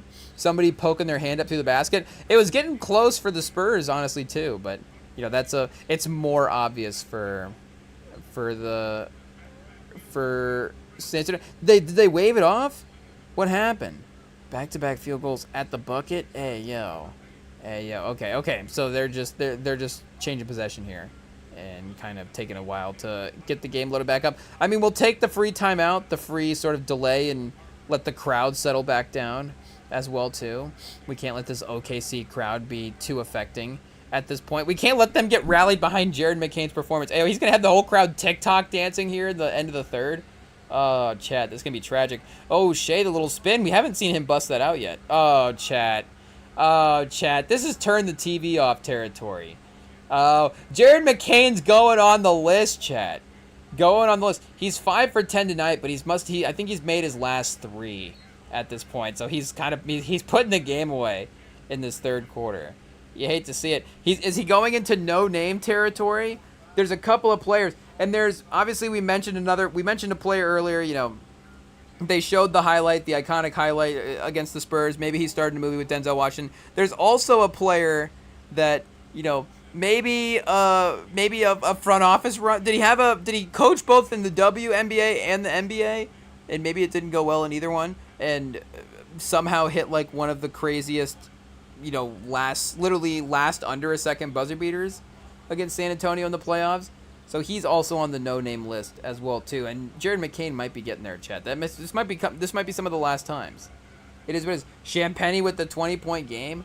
I mean, again, if Wemby was competing more with Shai, then we would probably just be like, oh, Champagny, the McCain battle. Like, that would be just more of an even thing. But unfortunately, the McCain situation is good. Chat, the second time we've been rooting against the McCain. Hey, this time, unfortunately, I guess maybe the McCain wins. I don't know. I guess for the greater, ness of society, maybe the last time, was like this is the better time for the McCain win. Hey, obviously, shout out. We gotta get our guy Obama in the office. It is what it is. But obviously, if McCain's could go 0-2 in championship situations, that'd be nice. I guess unless McCain ran before, 0-3 maybe. I'm not sure. We'd have to go back and look. But at least McCain's in our lifetime would be nice. But it looks like they might end up being 1-1 after this series. So we're gonna have to get revenge, I guess. Either in the in the polls, chat, yeah, for sure. But in also on the court as well too. But what do we got? Wemby drawing the foul, chat. It's going to be a long quarter and a half, so just, I don't know, sit back, relax, grab, Big Nick, pause, grab the donut off the court, go to a crime scene and grab some snacks real quick. See what's laying around that the investigation is not using, and see what's going on. I guess it is one of those things where, are we going to defend him for eating the donut on the crime scene? What's the difference between a donut on a crime scene and a donut not in a crime scene, chat? I don't know. How far away from the crime scene was it? I guess is the point. That's the first like armored car shootout in that movie. Because they're like at the little stand. But it's in the box as well too. It's not like he picks the donut off the floor. They pick the donut box up, and then he takes the donut out of the box. And I think the crew members are like down with it as well too. I think they may have offered him it. Like maybe they just know he's a psycho and he'll just like, Big Nick will do anything. Pause. But regardless, I think they offer him. I think it's one of the guys in the background maybe go like, let me get one of those. Like I think they start passing them around. So again, like I think it's just kind of, I think they're just crazy cops. Hot take. I think that's what's going on there. It turns out the guys, slapping butts at the Benihana might be a little unhinged. It is what it is. Turns out they might be not against a crime scene donut every now and then. I think that's what they call what they were doing over there at the Benihana, chat. The crime scene donut. Is that what he says at Pablo Schreiber when he was? We're only here for the crime scene donuts. It is what it is. What's the craziest thing we can't even say that, chat. It is what it is. But I guess we'll keep it moving. What other crime scenes can we break down? This crime scene, chat. The Spurs have cut it to 11. Corner 3, single digits. Oh, chat, bring it back. 79-87. You can never count a team out down 20. I guess don't check the tapes, but at least the push here does have the crowd quieted. The timeout called. Vassell, a corner 3. The perimeter shooting starting to lock in for San Antonio. So like we're saying, it has, like we've said the whole time, it has been the, some of the offensive consistency as well too. that has been, of course, as much of a factor as anything else as to why the game is where it is at this point. So, obviously in the three-point shooting thing of the NBA as well, too. Ed McCain just carrying at this point. Like, if McCain just slows down, what's going to happen? I mean, Shai's having a great game as well, too. But he's really making up for any Jalen Williams, AJ Mitchell absence. He's playing both roles, but there's a lot of times that those guys are. I guess maybe we go back and check the lineups, but the way that they kind of space out the different guys that run the offense, like AJ Mitchell and Jalen Williams might not always be playing at the same time. So you can, if as long as you have, again, the ability to have one main creator on the court in that type of way, you're still replicating a lot of the same lineups. So you may be a little bit more reliant on the minutes. You may wish you had Ousmane Dieng back as like your third option, but otherwise you're still obviously in pretty good shape with the rest of the lineup that you're working with. Would Ousmane Dieng get minutes in the series? How many guys would have to get hurt for OKC for Ousmane Dieng for this team to play? If McCain, for some reason, if McCain gets like a cramp or something and has to sit out the rest of the game, would Ousmane Dieng then all of a sudden get minutes? We did saw Kendrick Williams play. I forgot about Kendrick Williams, and Kendrick Williams is good. Like the Kendrick Williams, Isaiah Joe, Aaron Wiggins group of guys that just the guys that they would sub in if the game was over, and they're just okay, these are the scrubs. Hey, the walk-ons. You're okay, who are these? Guys that don't even need to be why are these guys in the NBA? Can't we just do tryouts and get a better team? What's going on here? But the Thunder are actually that team. The Thunder, what if you actually made sure that everybody on the roster was the, best possible player? And again, I guess that goes to drafting well, and, obviously, it is mostly that for the Thunder. I mean, they've had so many picks as well, too. Obviously, it's a special scenario. But still, for them to have that type of again, that's not a great team, but it's still a decent supporting cast. Kendrick Williams, Isaiah Joe, and Aaron Wiggins. That's what, 3 guys, and there's definitely a 4th one there that we're missing as well too. But Ousmane Dieng, I mean Topic, we haven't for certain circumstances we haven't really seen Topic for a ton of minutes at this point. But if those four guys can play on most teams, I feel and get legitimate minutes in rosters, and be real contributors. Is I guess Neesmith's better than a lot of those guys, but it's what's the difference between Neesmith and Kendrick Williams? But I don't know if Kendrick Williams would have ripped off 7 threes in game 1 against the Knicks, but regardless, they still have guys that can just keep playing, and I'm sure if we go even into the G League team, they've still got guys. I'm sure, does Jamal Crawford and Reggie Miller in the broadcast booth, do they have contracts with the Thunder? That if the Thunder lose a player, if they lose too many guys during the games, and they get rights to Jamal, they probably get the better one though. They're somehow the Thunder have Jamal Crawford. The Thunder didn't even get Reggie Miller. I guess maybe we want Reggie Miller in the Spurs though. I don't know, his perimeter game. Jamal Crawford's gonna be taking offense away from Shai. Jamal Crawford's I'm gonna show Shai how this is done. Is Shai just Jamal Crawford 2.0? No, I think Shai's a lot smoother. Jamal Crawford was a little bit more hesitation, herky-jerky, obviously that mid-range crossover. Shai's a little more patient, some kind of that semi-half dribble spin that he's always getting to, attacking the basket. Caruso with the big 3. The rotation, the passing for the Thunder on the perimeter, they've been finding the open man at this point. The Spurs, it's going to be difficult to say that you just need to play better defense because the ball movement's been pretty good. Vassell, they're relying, you're going to rely on your guys, but, you were really going to have to start going shot for shot with OKC in, a legendary all-time way. Vassell's going to have, again, this is, legitimately all-time, not just a good performance, you got to win against OKC. We're in the record books now. These are the games that they talk about. So, for Vassell, you can really stamp your legacy here. With a couple of threes, Vassell, come on. It's an 11-point game. Wemby, don't take bad shots. Wemby's been settling for some distance jumpers. As of late, you can see him just wanting to gear up for a 3.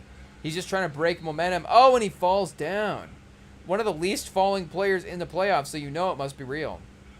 But Of course, Caruso somehow has managed the art of getting threes over Wemby this entire series. Like I said, Hartenstein had to dial in that floater, but Caruso has kind of been nailing that all the time. So not to say that, he'll be the only one in the league to dial it in. I mean, Edwards was hitting threes. I mean, again, guys are going to hit their shots.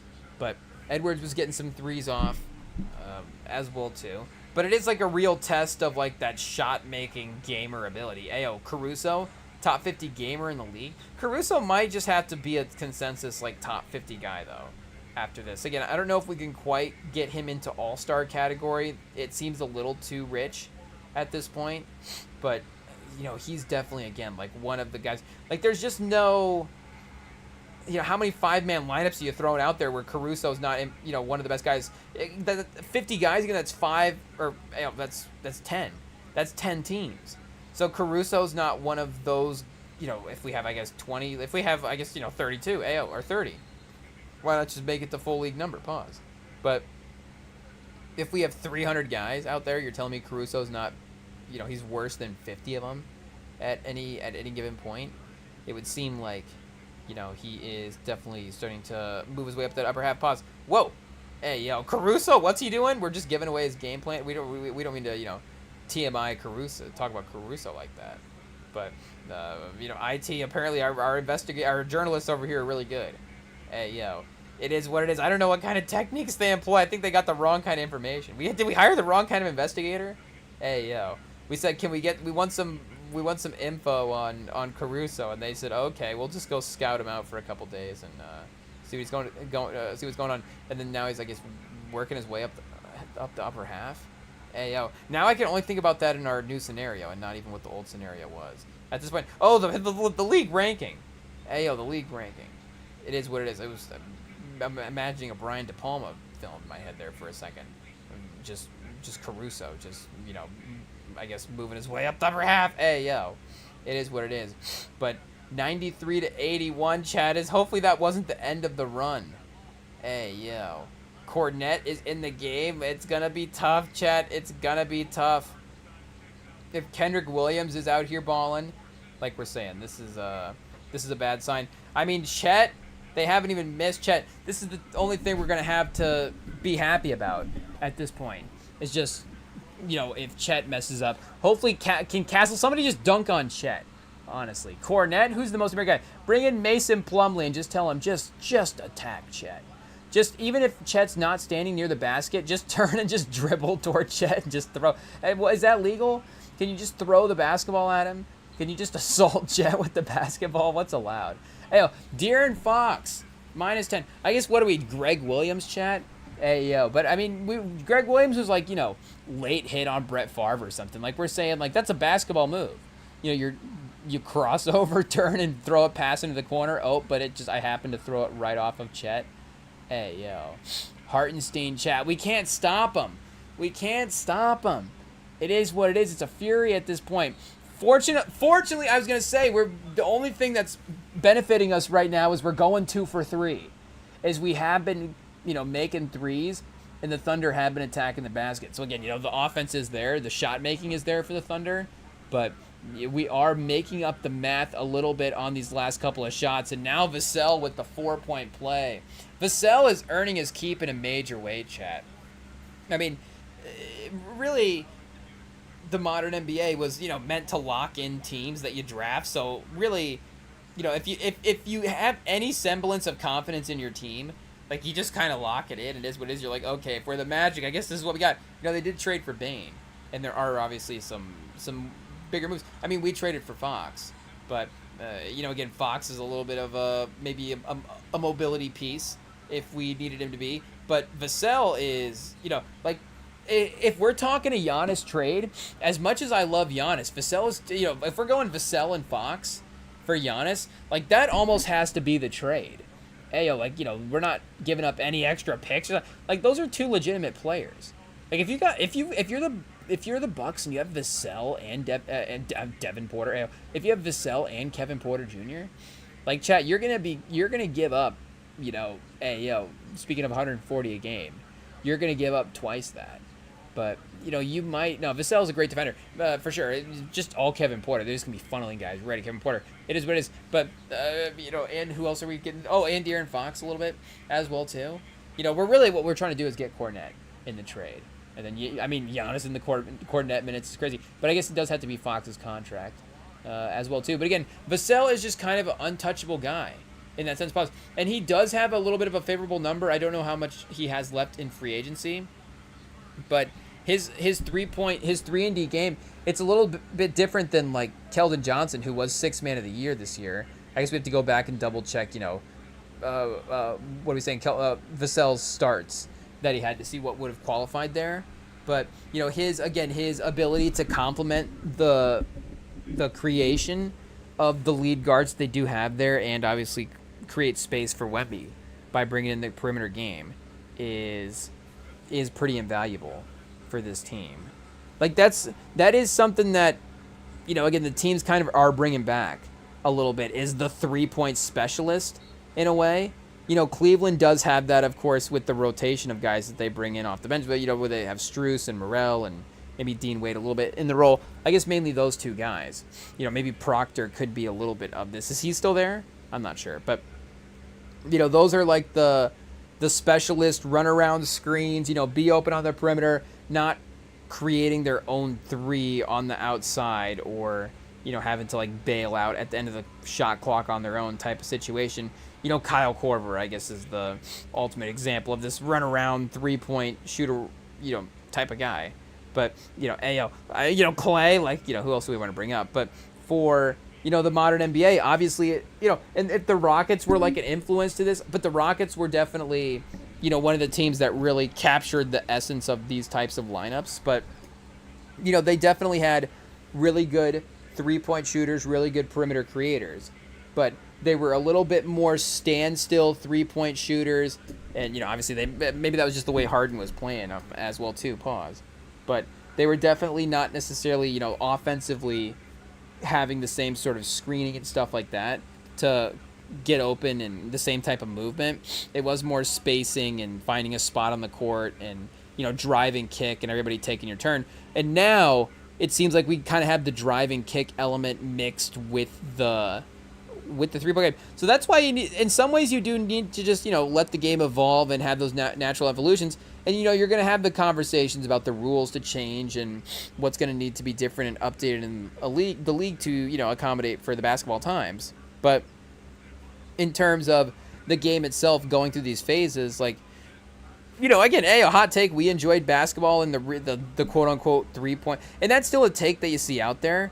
But I just don't, and I'm sure the volume is still there in teams in the league, but it's clear that watching some of these guys, that some of the best players in the league don't have the 3-point focus, as the main part of their game. Obviously, Shai being one of them, and Jokic does have that efficiency, but he is obviously not like taking 9 3-point attempts a game over the course of his career. And again, Wemby has the skill set as well too. Like, it's that evolution of the guys knowing to train for the skill set of the game being evolved, but then maybe implementing it a little bit more carefully. Guys being more concerned about having a full game as well too. Like a complete ability to hit a bucket from everywhere, score off the dribble. Because the mid-range stuff as well too, I feel like is I don't know again if the numbers would say we're having a resurgence there, but it does seem like we have some stars that definitely is their main way of creating.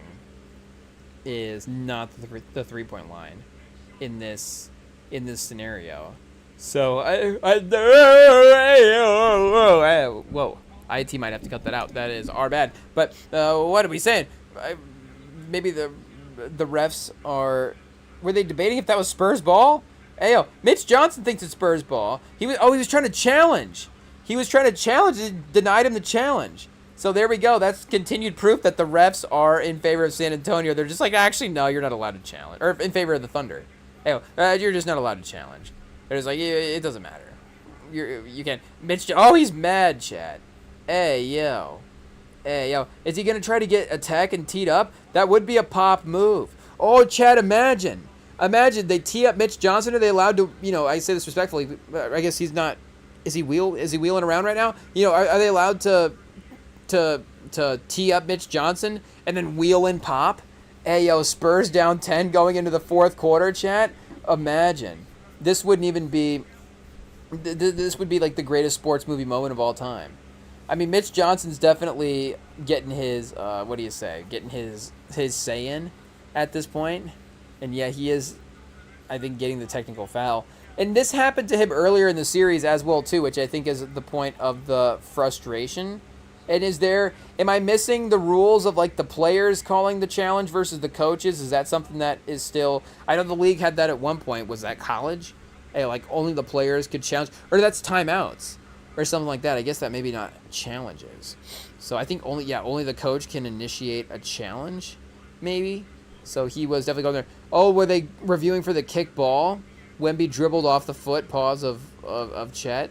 And that's definitely what happened. So I guess it just depends on if that is just undeniably they have to interpret it that way, or, if there's just a loose ball situation, pause, that they could attribute that to. But now all of a sudden it goes back over double digits. Shai with 30 through 3 quarters. So, I guess 17 free throw attempts. Hey, do we say borderline masterful game if he has 16 of his 30 points from the free throw line? Over half.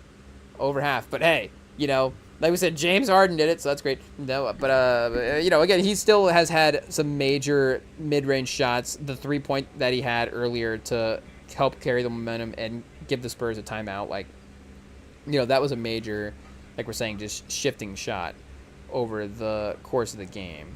So, again, he has definitely had a 30-point game, whether or not it has been from the 3-point line or not, which is what we've always said about Shai. We've always defended his ability over the fact that, the foul baiting and things like that. And I guess what's the total evenness here score for the third quarter? 31-32. I was gonna say we're at 6 to 5 seconds. I thought maybe we're a little bit more ahead than that. But with where we are at in the third quarter right now, I was about to say it doesn't look like we have made up any ground, and that is true. Oh, we did add a point. 32 for 32. We haven't added that yet on the NBC live stream.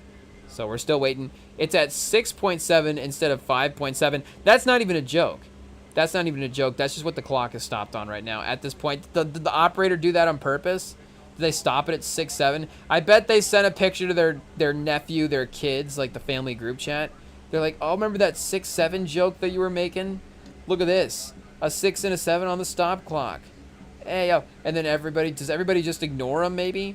A couple of thumbs up reactions would be, maybe a good way to keep up morale. But, De'Aaron Fox misses the free throw. I don't know, the offensive rebound. Is there a foul on Wemby? Like, committed against Wemby? Hey, I feel like that is still the same thing that we're saying. Wemby at the free throw line is essentially how we're going to phrase that. Yeah, they're calling it on Jay Will. So that's a big opportunity to remake up those points again and keep the clock at a minimal, keeping it minimal in how much it ran away.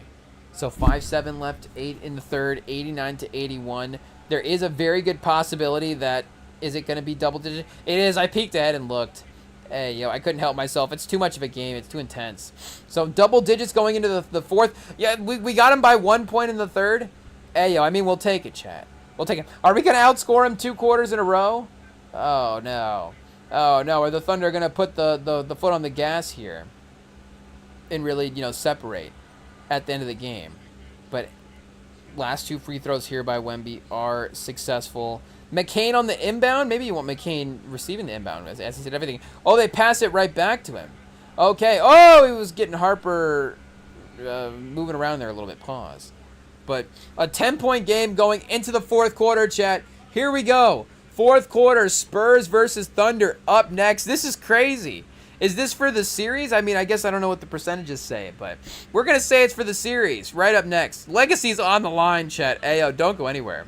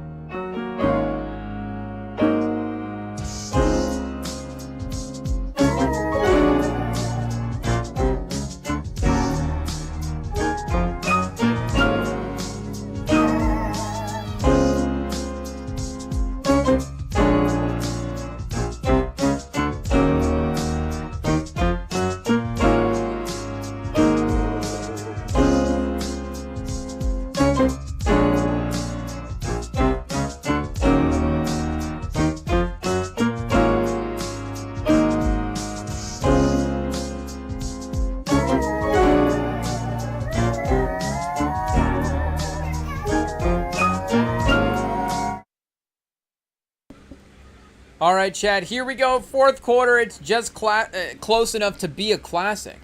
I think at this point, of course, assuming, oh, did we just jinx it, Chad? I hate it. I hate it. We'll have to just watch. We'll have to just watch. Castle off the pick and roll. Oh, into the corner. Patient offense to start. Wemby attacking the basket. Oh, they're just collapsing, Chet. They're collapsing. They're making it tough right now. Making sure, both Chet and Hartenstein are around the basket to have bodies there as he's flying through. And Hartenstein just staying in front as well. Again, obviously the calls, anytime the guys are going to be on defense, there is just going to be that noticing now. They're, noticing. It's always happening. But just that any moves they make is just going to have scrutiny at this point. But, the physicality is going to be allowed to some degree in the playoffs. And, you have to work through that. I guess, that was one of maybe the formative things for us as basketball fans. I guess so many formative things, obviously, about like that Warriors-Cavs series. I mean, that was the defining era of the league there for a second. But that was a whole narrative with Steph for a while in the playoffs was, the Cavs would, there's like the games were allowed to be more physical, and the Cavs were allowed to be a little bit more, physical with Steph, pause, a little bit more rough with Steph in those games. And I remember like Shumpert and Dellavedova, obviously Dellavedova, him and Shumpert, I think, were the main two that I can think of. Was Darren Williams in one of those finals? I don't know. But, for a lot of it, the conversation was, are they going to be able to just, like, knock him around off of screens? I said, like, is Tristan Thompson going to hedge out and, hit Steph Curry as he's running around the screen? And that's basically your defense. But, again, that is allowed in the playoffs to some degree. Like we're saying, that was something that was happening back then, and he had to fight through it. And that was just something that he was going to have to overcome. And if that is going to be a similar thing, not say you want egregious, completely obvious committing fouls. Oh, Wemby for an open three, you got to hit that.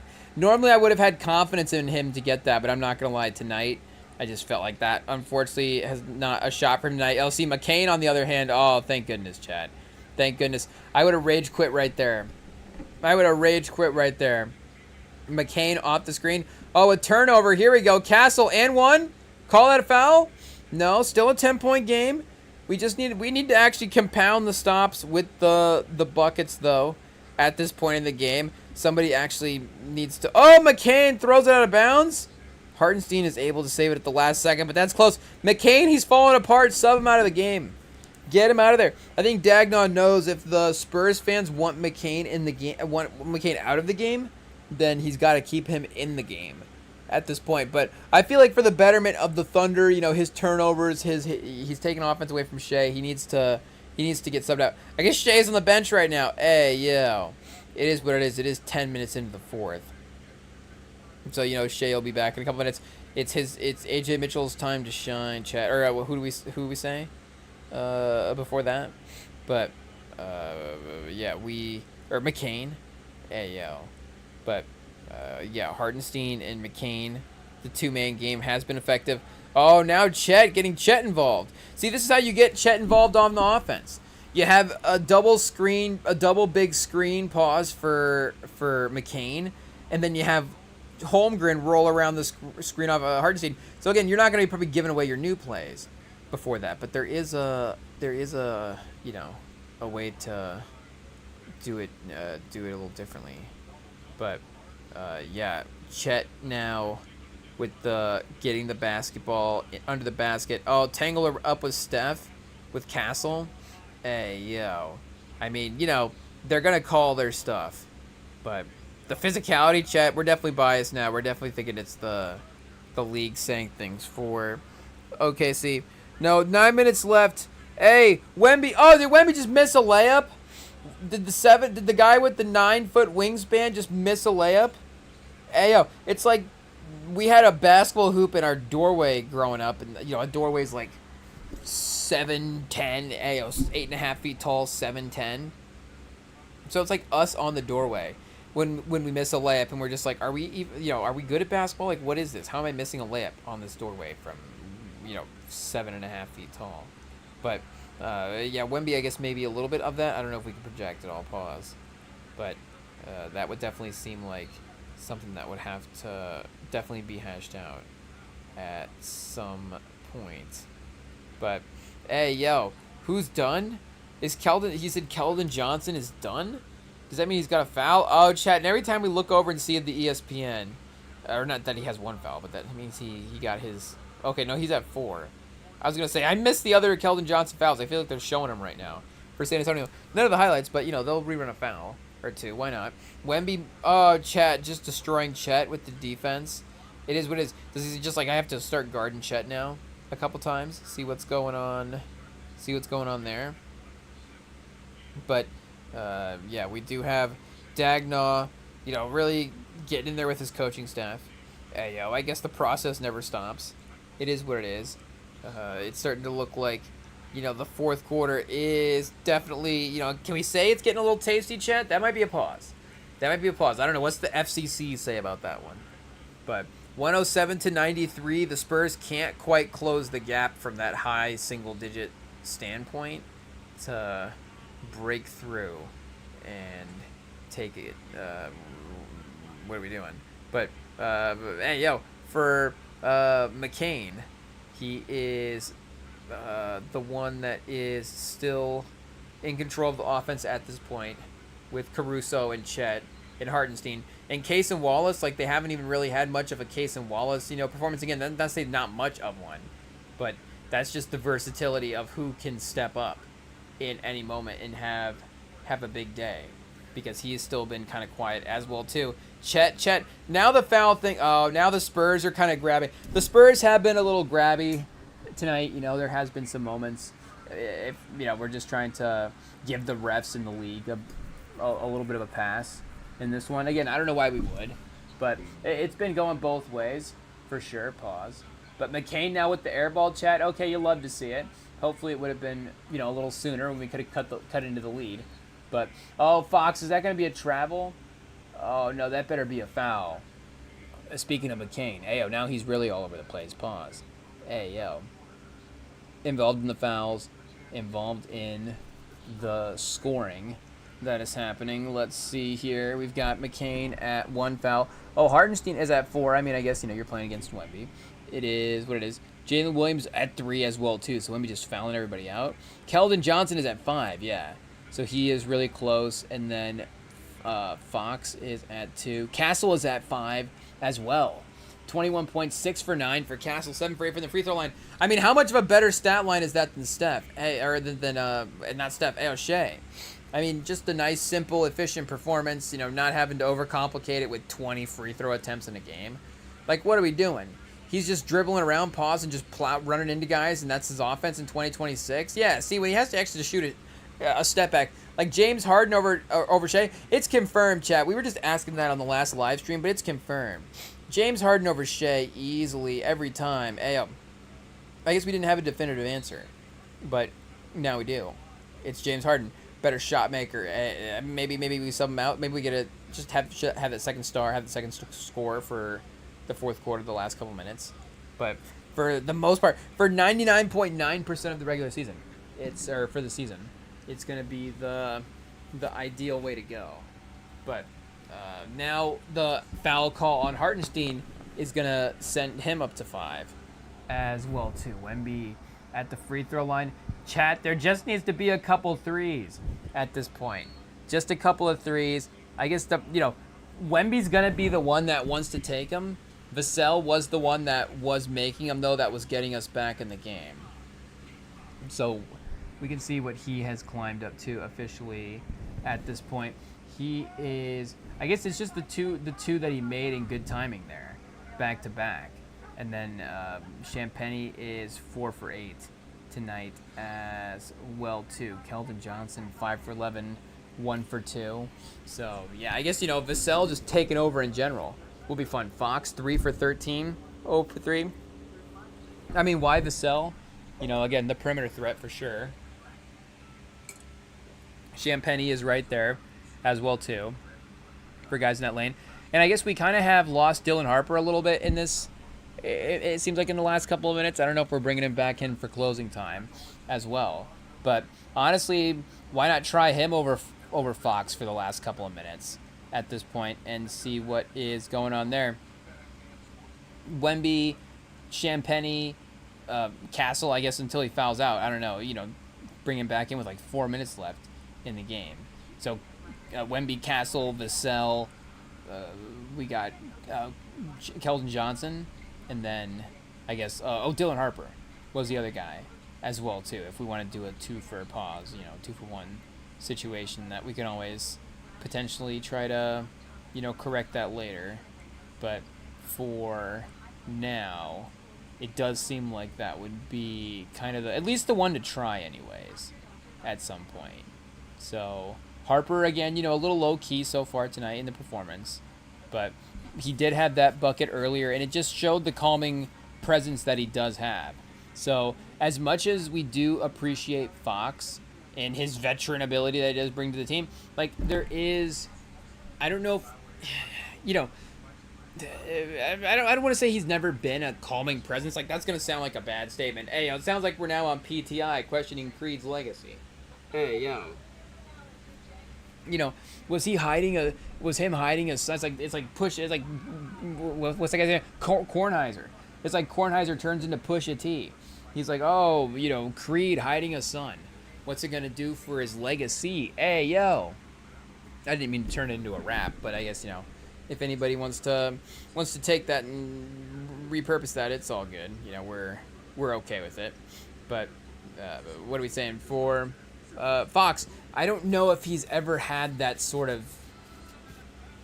point guard stabilizing factor. I think he's definitely been able to take over a game, and I think he could be a really incredible player. But like, we were looking at some of the 30-point games and stuff as well too in the regular season over the last couple of years, and again, he just hasn't quite taken over a game in that level.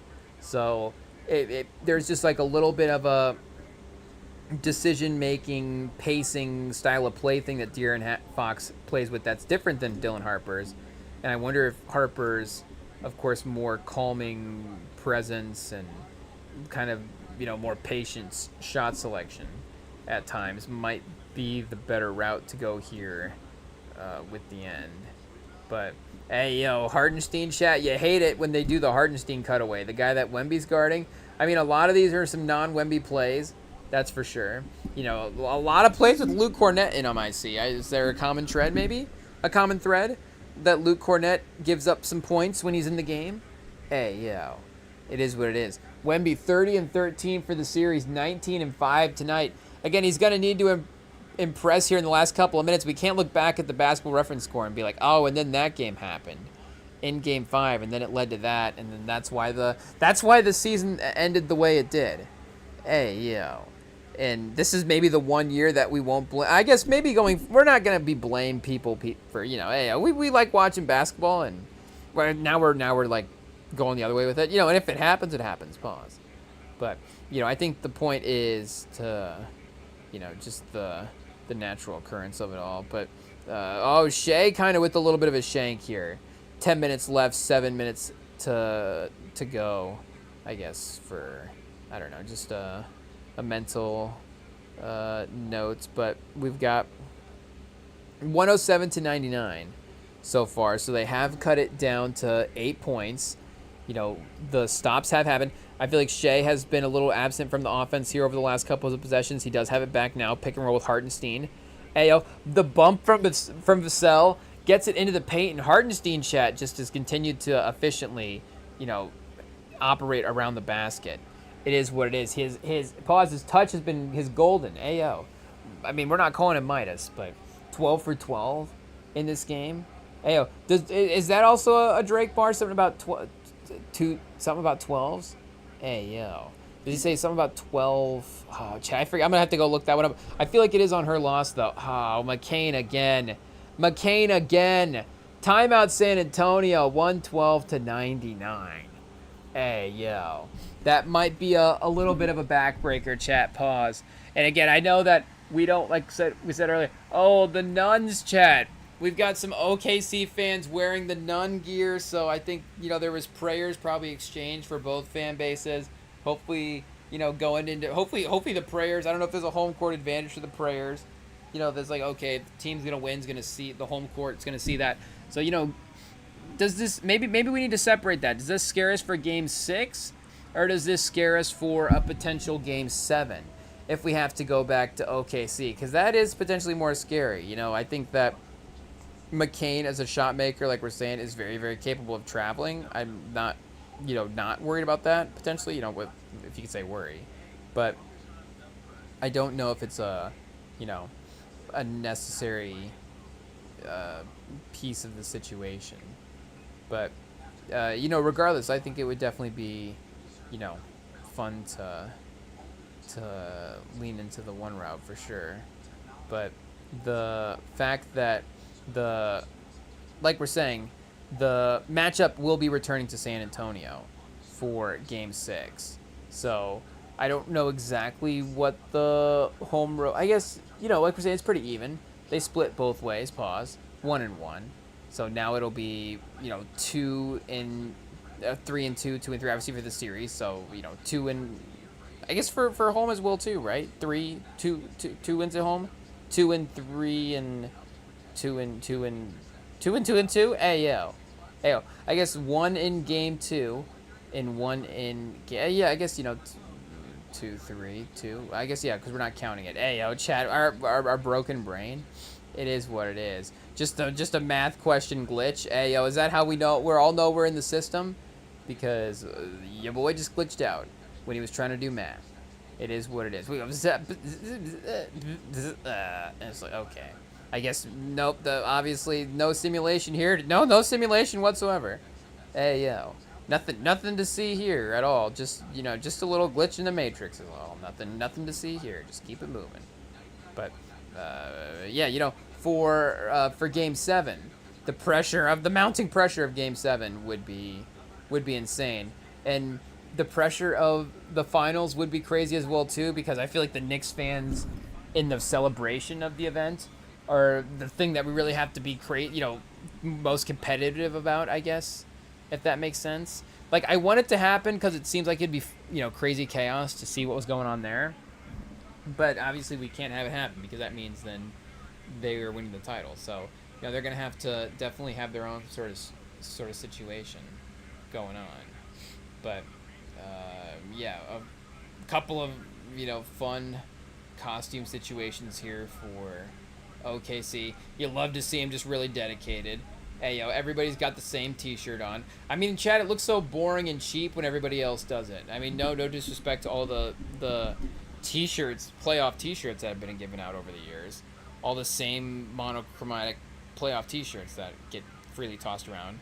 But if you can just cook up a custom one, it is. Hey, we're pro bootlegging, chat. Hey, I guess we would never say that.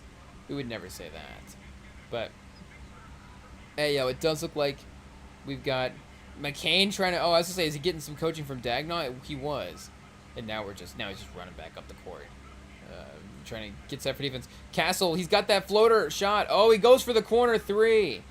If I feel like he could have gotten a cleaner, maybe not a cleaner, but I feel like he had somewhat of a look there for his, and he's just got a good, a good layup package.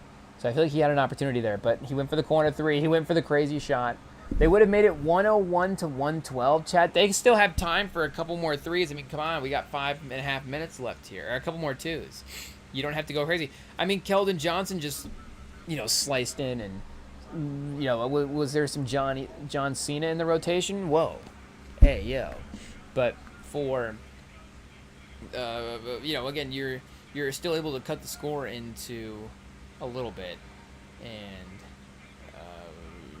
at least keep the game around. Chat, Ayo, Caruso with a 3.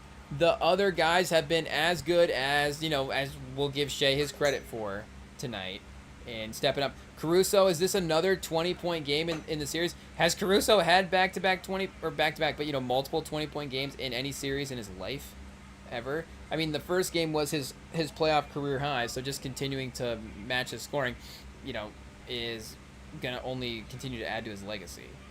But also, somebody guard this man. Ayo, McCain for 3. Chat, trying to put the Spurs away, but not quite. So 14 points, 4 minutes left. Ayo, chat. We just gotta curl up in a ball until Thursday and recover, because we know at least there is gonna be one more game, and we'll be able to, follow along with that as well too, while the Knicks wait and have, of course, swept the Cavs in 4, as you do, in last night's game. But yeah, New York Shai, doubled Castle and Wemby. Absolutely nowhere to navigate, but did keep it patient. Did not necessarily over dribble in anywhere. Pause. Back to back, swung it around. You get the Caruso 3-pointer. I feel like they definitely, could have queued that up a couple more, little bit. But we've got, numbers. Castle's got to get back. He's not hustling enough. Shai for 3. I mean, he made that other one earlier, but you got to let him take that. And McCain off of the rebound is left open. Why are we leaving him open? Why are we leaving him open? We should be fouling him when he's getting the pass at this point. How many threes has he hit this half, Chad? So if anything, Jared McCain will never have this game again, but who will step up? Now we've had 2 they'll never have this games in the series. I guess how is he only 3 for 8? My mind's not computing this performance. I feel like Jared McCain has 37 points, but it turns out he doesn't even have 20 yet, and it's still one of the greats we've ever seen. Shai, like we said, does have the 30, with 16 for 17 from the field, or from the free throw. Caruso 6 for 6 from the free throw line. We knew he was an evil player, chat. 5 for 10 from the field so far. Plus 18 when he's in the game.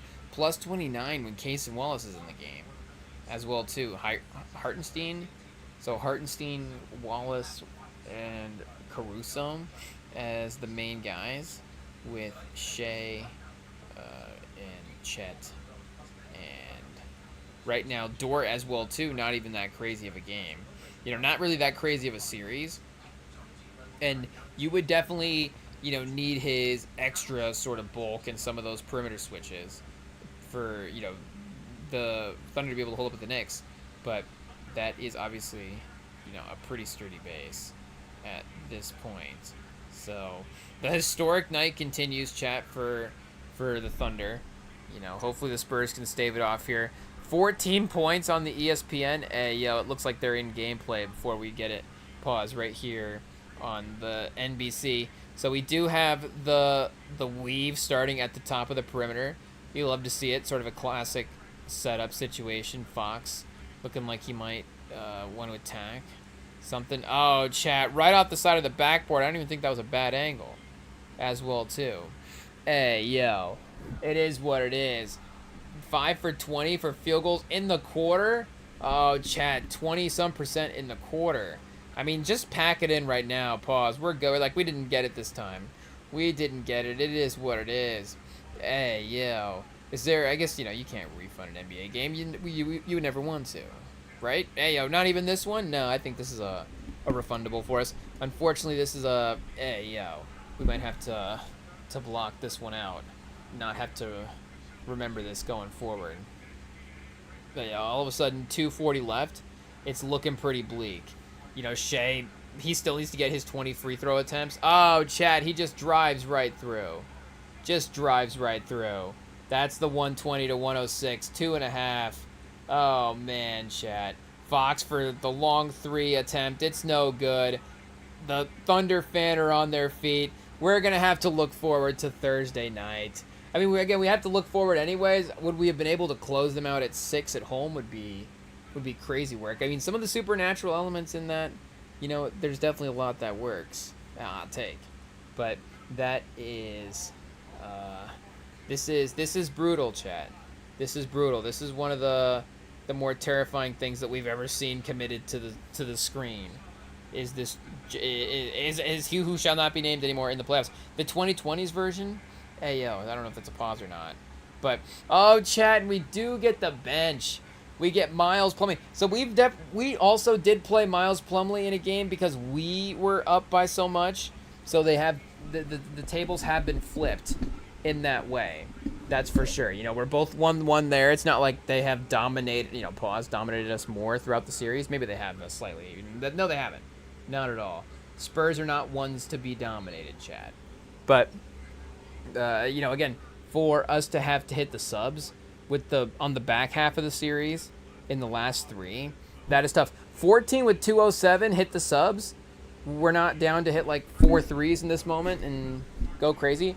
And in both games, I feel like Mitch Johnson hit the subs earlier. So I don't know if Dagnaw's he's like, okay, I can sub my guys out now. And is what it is. 205? I mean, he might just let it ride, honestly. Pause. Hey, yo, Dagnaw, he's a psycho, Chad. He's a madman behind those drawers you'd never even notice. But, yeah, definitely conversing now as well, too. So, Caruso steps up. Boom, boom. I mean, they're going to start pushing a 20-point lead here. It is what it is. 3-point field goals, 18% in the last game, 45 in this game. So, the overcorrection game for OKC. So, yeah, maybe this is what goes as, not – can't say that we're not worried about a Game 6. But we had our confidence going into this game. And I feel like we're having our confidence going into the next one as well, too. We just need to, be mentally ready to give it the, be at the top of the competitors list for the next game. Not being looking forward in any way to Game 7, but when you do get to Game 7, making sure the pacing is revealed properly, like everything's revealed properly for what is going on here. But McLaughlin in the game. Hey, yo. I mean, again, the Thunder kind of down some guys. So they got some of their own bench guys in already. I mean, Hartenstein, Caruso, McCain, Dort, and Wallace. It's like, that's our sub crew. We're good to go. We'll send it out there. We've got Plumlee, McLaughlin, Bismack, Biyombo, Carter, Bryant. And Plumlee just, ran through a guy setting a screen, pause. He didn't even see was there. Plumlee's just an NPC and just doesn't actually have vision in his own real life. Plumlee just gets programmed to move around. And then he just kind of doesn't hope not to walk into things. Hey, yo, the Plumlee chat, we're going to build a robot, pause, and call it a Plumlee. That sounds like it would be crazy. Oh, no, he saw him because he threw the elbow at McCain there. Hey, yo. Hey, yo. Oh, and we've seen on the closed captioning that they're fighting. Get back, cut back, cut back. Cut back. I think maybe just some words being exchanged. Biyombo, talking that talk, chat. Oh, yeah, this is why they subbed him in. We needed some energy. Pop at halftime said, show me some nasty, and the Spurs just tanked it anyways. Hey, yo, imagine the disappointed Pop. I mean, chat, he's got to give him one more speech. One more speech. How many more speeches can Pop give this San Antonio team to rally us from a loss? Hey, yo. Hey, yo. What about a win streak? What about poor Pop, having to wheel down to the locker room every time just to talk to you, talk to you guys after a bad performance? Play well, and then maybe he can, not have to, be so crazy about it. It is what it is, but McCain misses a free throw, so at least a human moment when, they're up and the game is out of control at this point. Oh, a three-pointer, Carter Bryant. Nope, not able to get it to go. Bismack Biyombo fights for the rebound. You love the hustle. Maybe, I don't know, get a couple rebounds earlier in the game. I'm not sure if there's a possibility there, but hey, yo, Chad, it is what it is. Like I said, we got the Thursday night game, the Friday night live stream, so there's more to do here this week on the Rem and Sam pod. You can subscribe. You can lock in with us. It is going to be, of course, always a lot of fun hanging out here on the YouTube live streams. Carter Bryant does have, of course, sometimes the proportions, the length, the gangliness. Hey, yo, I think we're making up words. But, hey, Chad, it's just a formality at this point. 123 to 110. You hate to see it, but the championship Thunder are able to take the game. 38 points is off the bench. Obviously, McCain and Caruso, just as, like we're saying, important tonight as Shai. And that really would have been, I guess, for this team, AJ Mitchell has been the 20-point-a-game scorer in some ways. But that really would have been the Mitchell and actual Jalen Williams roles as well, too. J-Dub scoring the 22. And then, McCain replicating the other stat line there with the production that is listed, the 20.7 of 18 from the field. You do have Chet 16, 6 for 9 from the field as well, too. So, again, everybody just really getting able to feast with the situation there. But, either way, the close... Oh, they just now hit the free throws to get back up. I was going to say, the score was kind of close there the last couple scenes. It's not like it was totally, locked away. I guess... obviously there's a chance that, for the most part, And then Barnes didn't even take, Barnes 4 minutes tonight. Obviously, Johnson did play kind of well. 7 for 13. San Antonio getting to 112 in this type of game does feel like the range that you want to be in as well. But 125, 130, 140 for OKC starts to get back into, that real offensive up and down style of play. And they, of course, have the mobility to mold and play with everybody, but that is maybe something that they're borrowing from last year's sort of run as well too. Maybe even watching that happen in a different type of role. But we've got, is this Topic in chat? Hey, shout out. We do like see Topic. Topic, Joe, Kendrick Williams. I think they're just running 4 guys. Honestly, at this point, we don't even need a 5th guy. We've drafted so well. But the 3-point does roll in, 127 to 112. Is Jordan McLaughlin going to go for points? Does he have money on the cover, chat? I think he has money on the cover. He just drew a foul. Hey, is that a shooting foul? He's trying still. He's still trying. I don't know what the OKC defender that fouled him was. And the OKC Thunder always laughing. Oh, Shai was more happy after the last game. Hey, Shai looks about as bummed out as we are that they won this game. I guess that is kind of scary. Jalen Williams, maybe this is why they keep him on the bench, chat. They don't need him. He's just a hype man. Jalen Williams, better hype man than he is player? Hey, no, we love Jalen Williams' game. Let's see. That's why we say something. Okay, chat. Okay, shout out to OKC. Shout out to OKC. As much as we hate to say it, they are the defending champions. They did show up as the better team this evening. And we will see what Game 6 looks like in San Antonio on Thursday night. And, of course, we keep a Sunday, Tuesday, Friday live schedule during the normal events, normal sports weeks, normal weeks. So, you can get us the Friday night live show as well, too, that night here on the YouTube. It is, of course, going to be a lot of fun, like we said, hanging out here, REMINGTOM Pod. You can get us on the podcast feeds as well. You can DM us at REMINGTOM Pod on Instagram, and you can catch us here Thursday night watching Game 6. Hopefully it's not the last time we're watching the Spurs this year, but, the series is definitely living up to the hype that we thought. So the Thunder delivering as well, too. We have to give them their credit there. Series high for Shai tonight, but revenge is happening, chat. Not tomorrow. I guess it's probably a lot better. Revenge a lot scarier when you get the day right. It is what it is. But revenge on Thursday. So we'll be back. We can witness it all together. The greatness of Wemby. Tuning in Thursday night. NBA playoffs. Follow along. We'll see you there. Peace.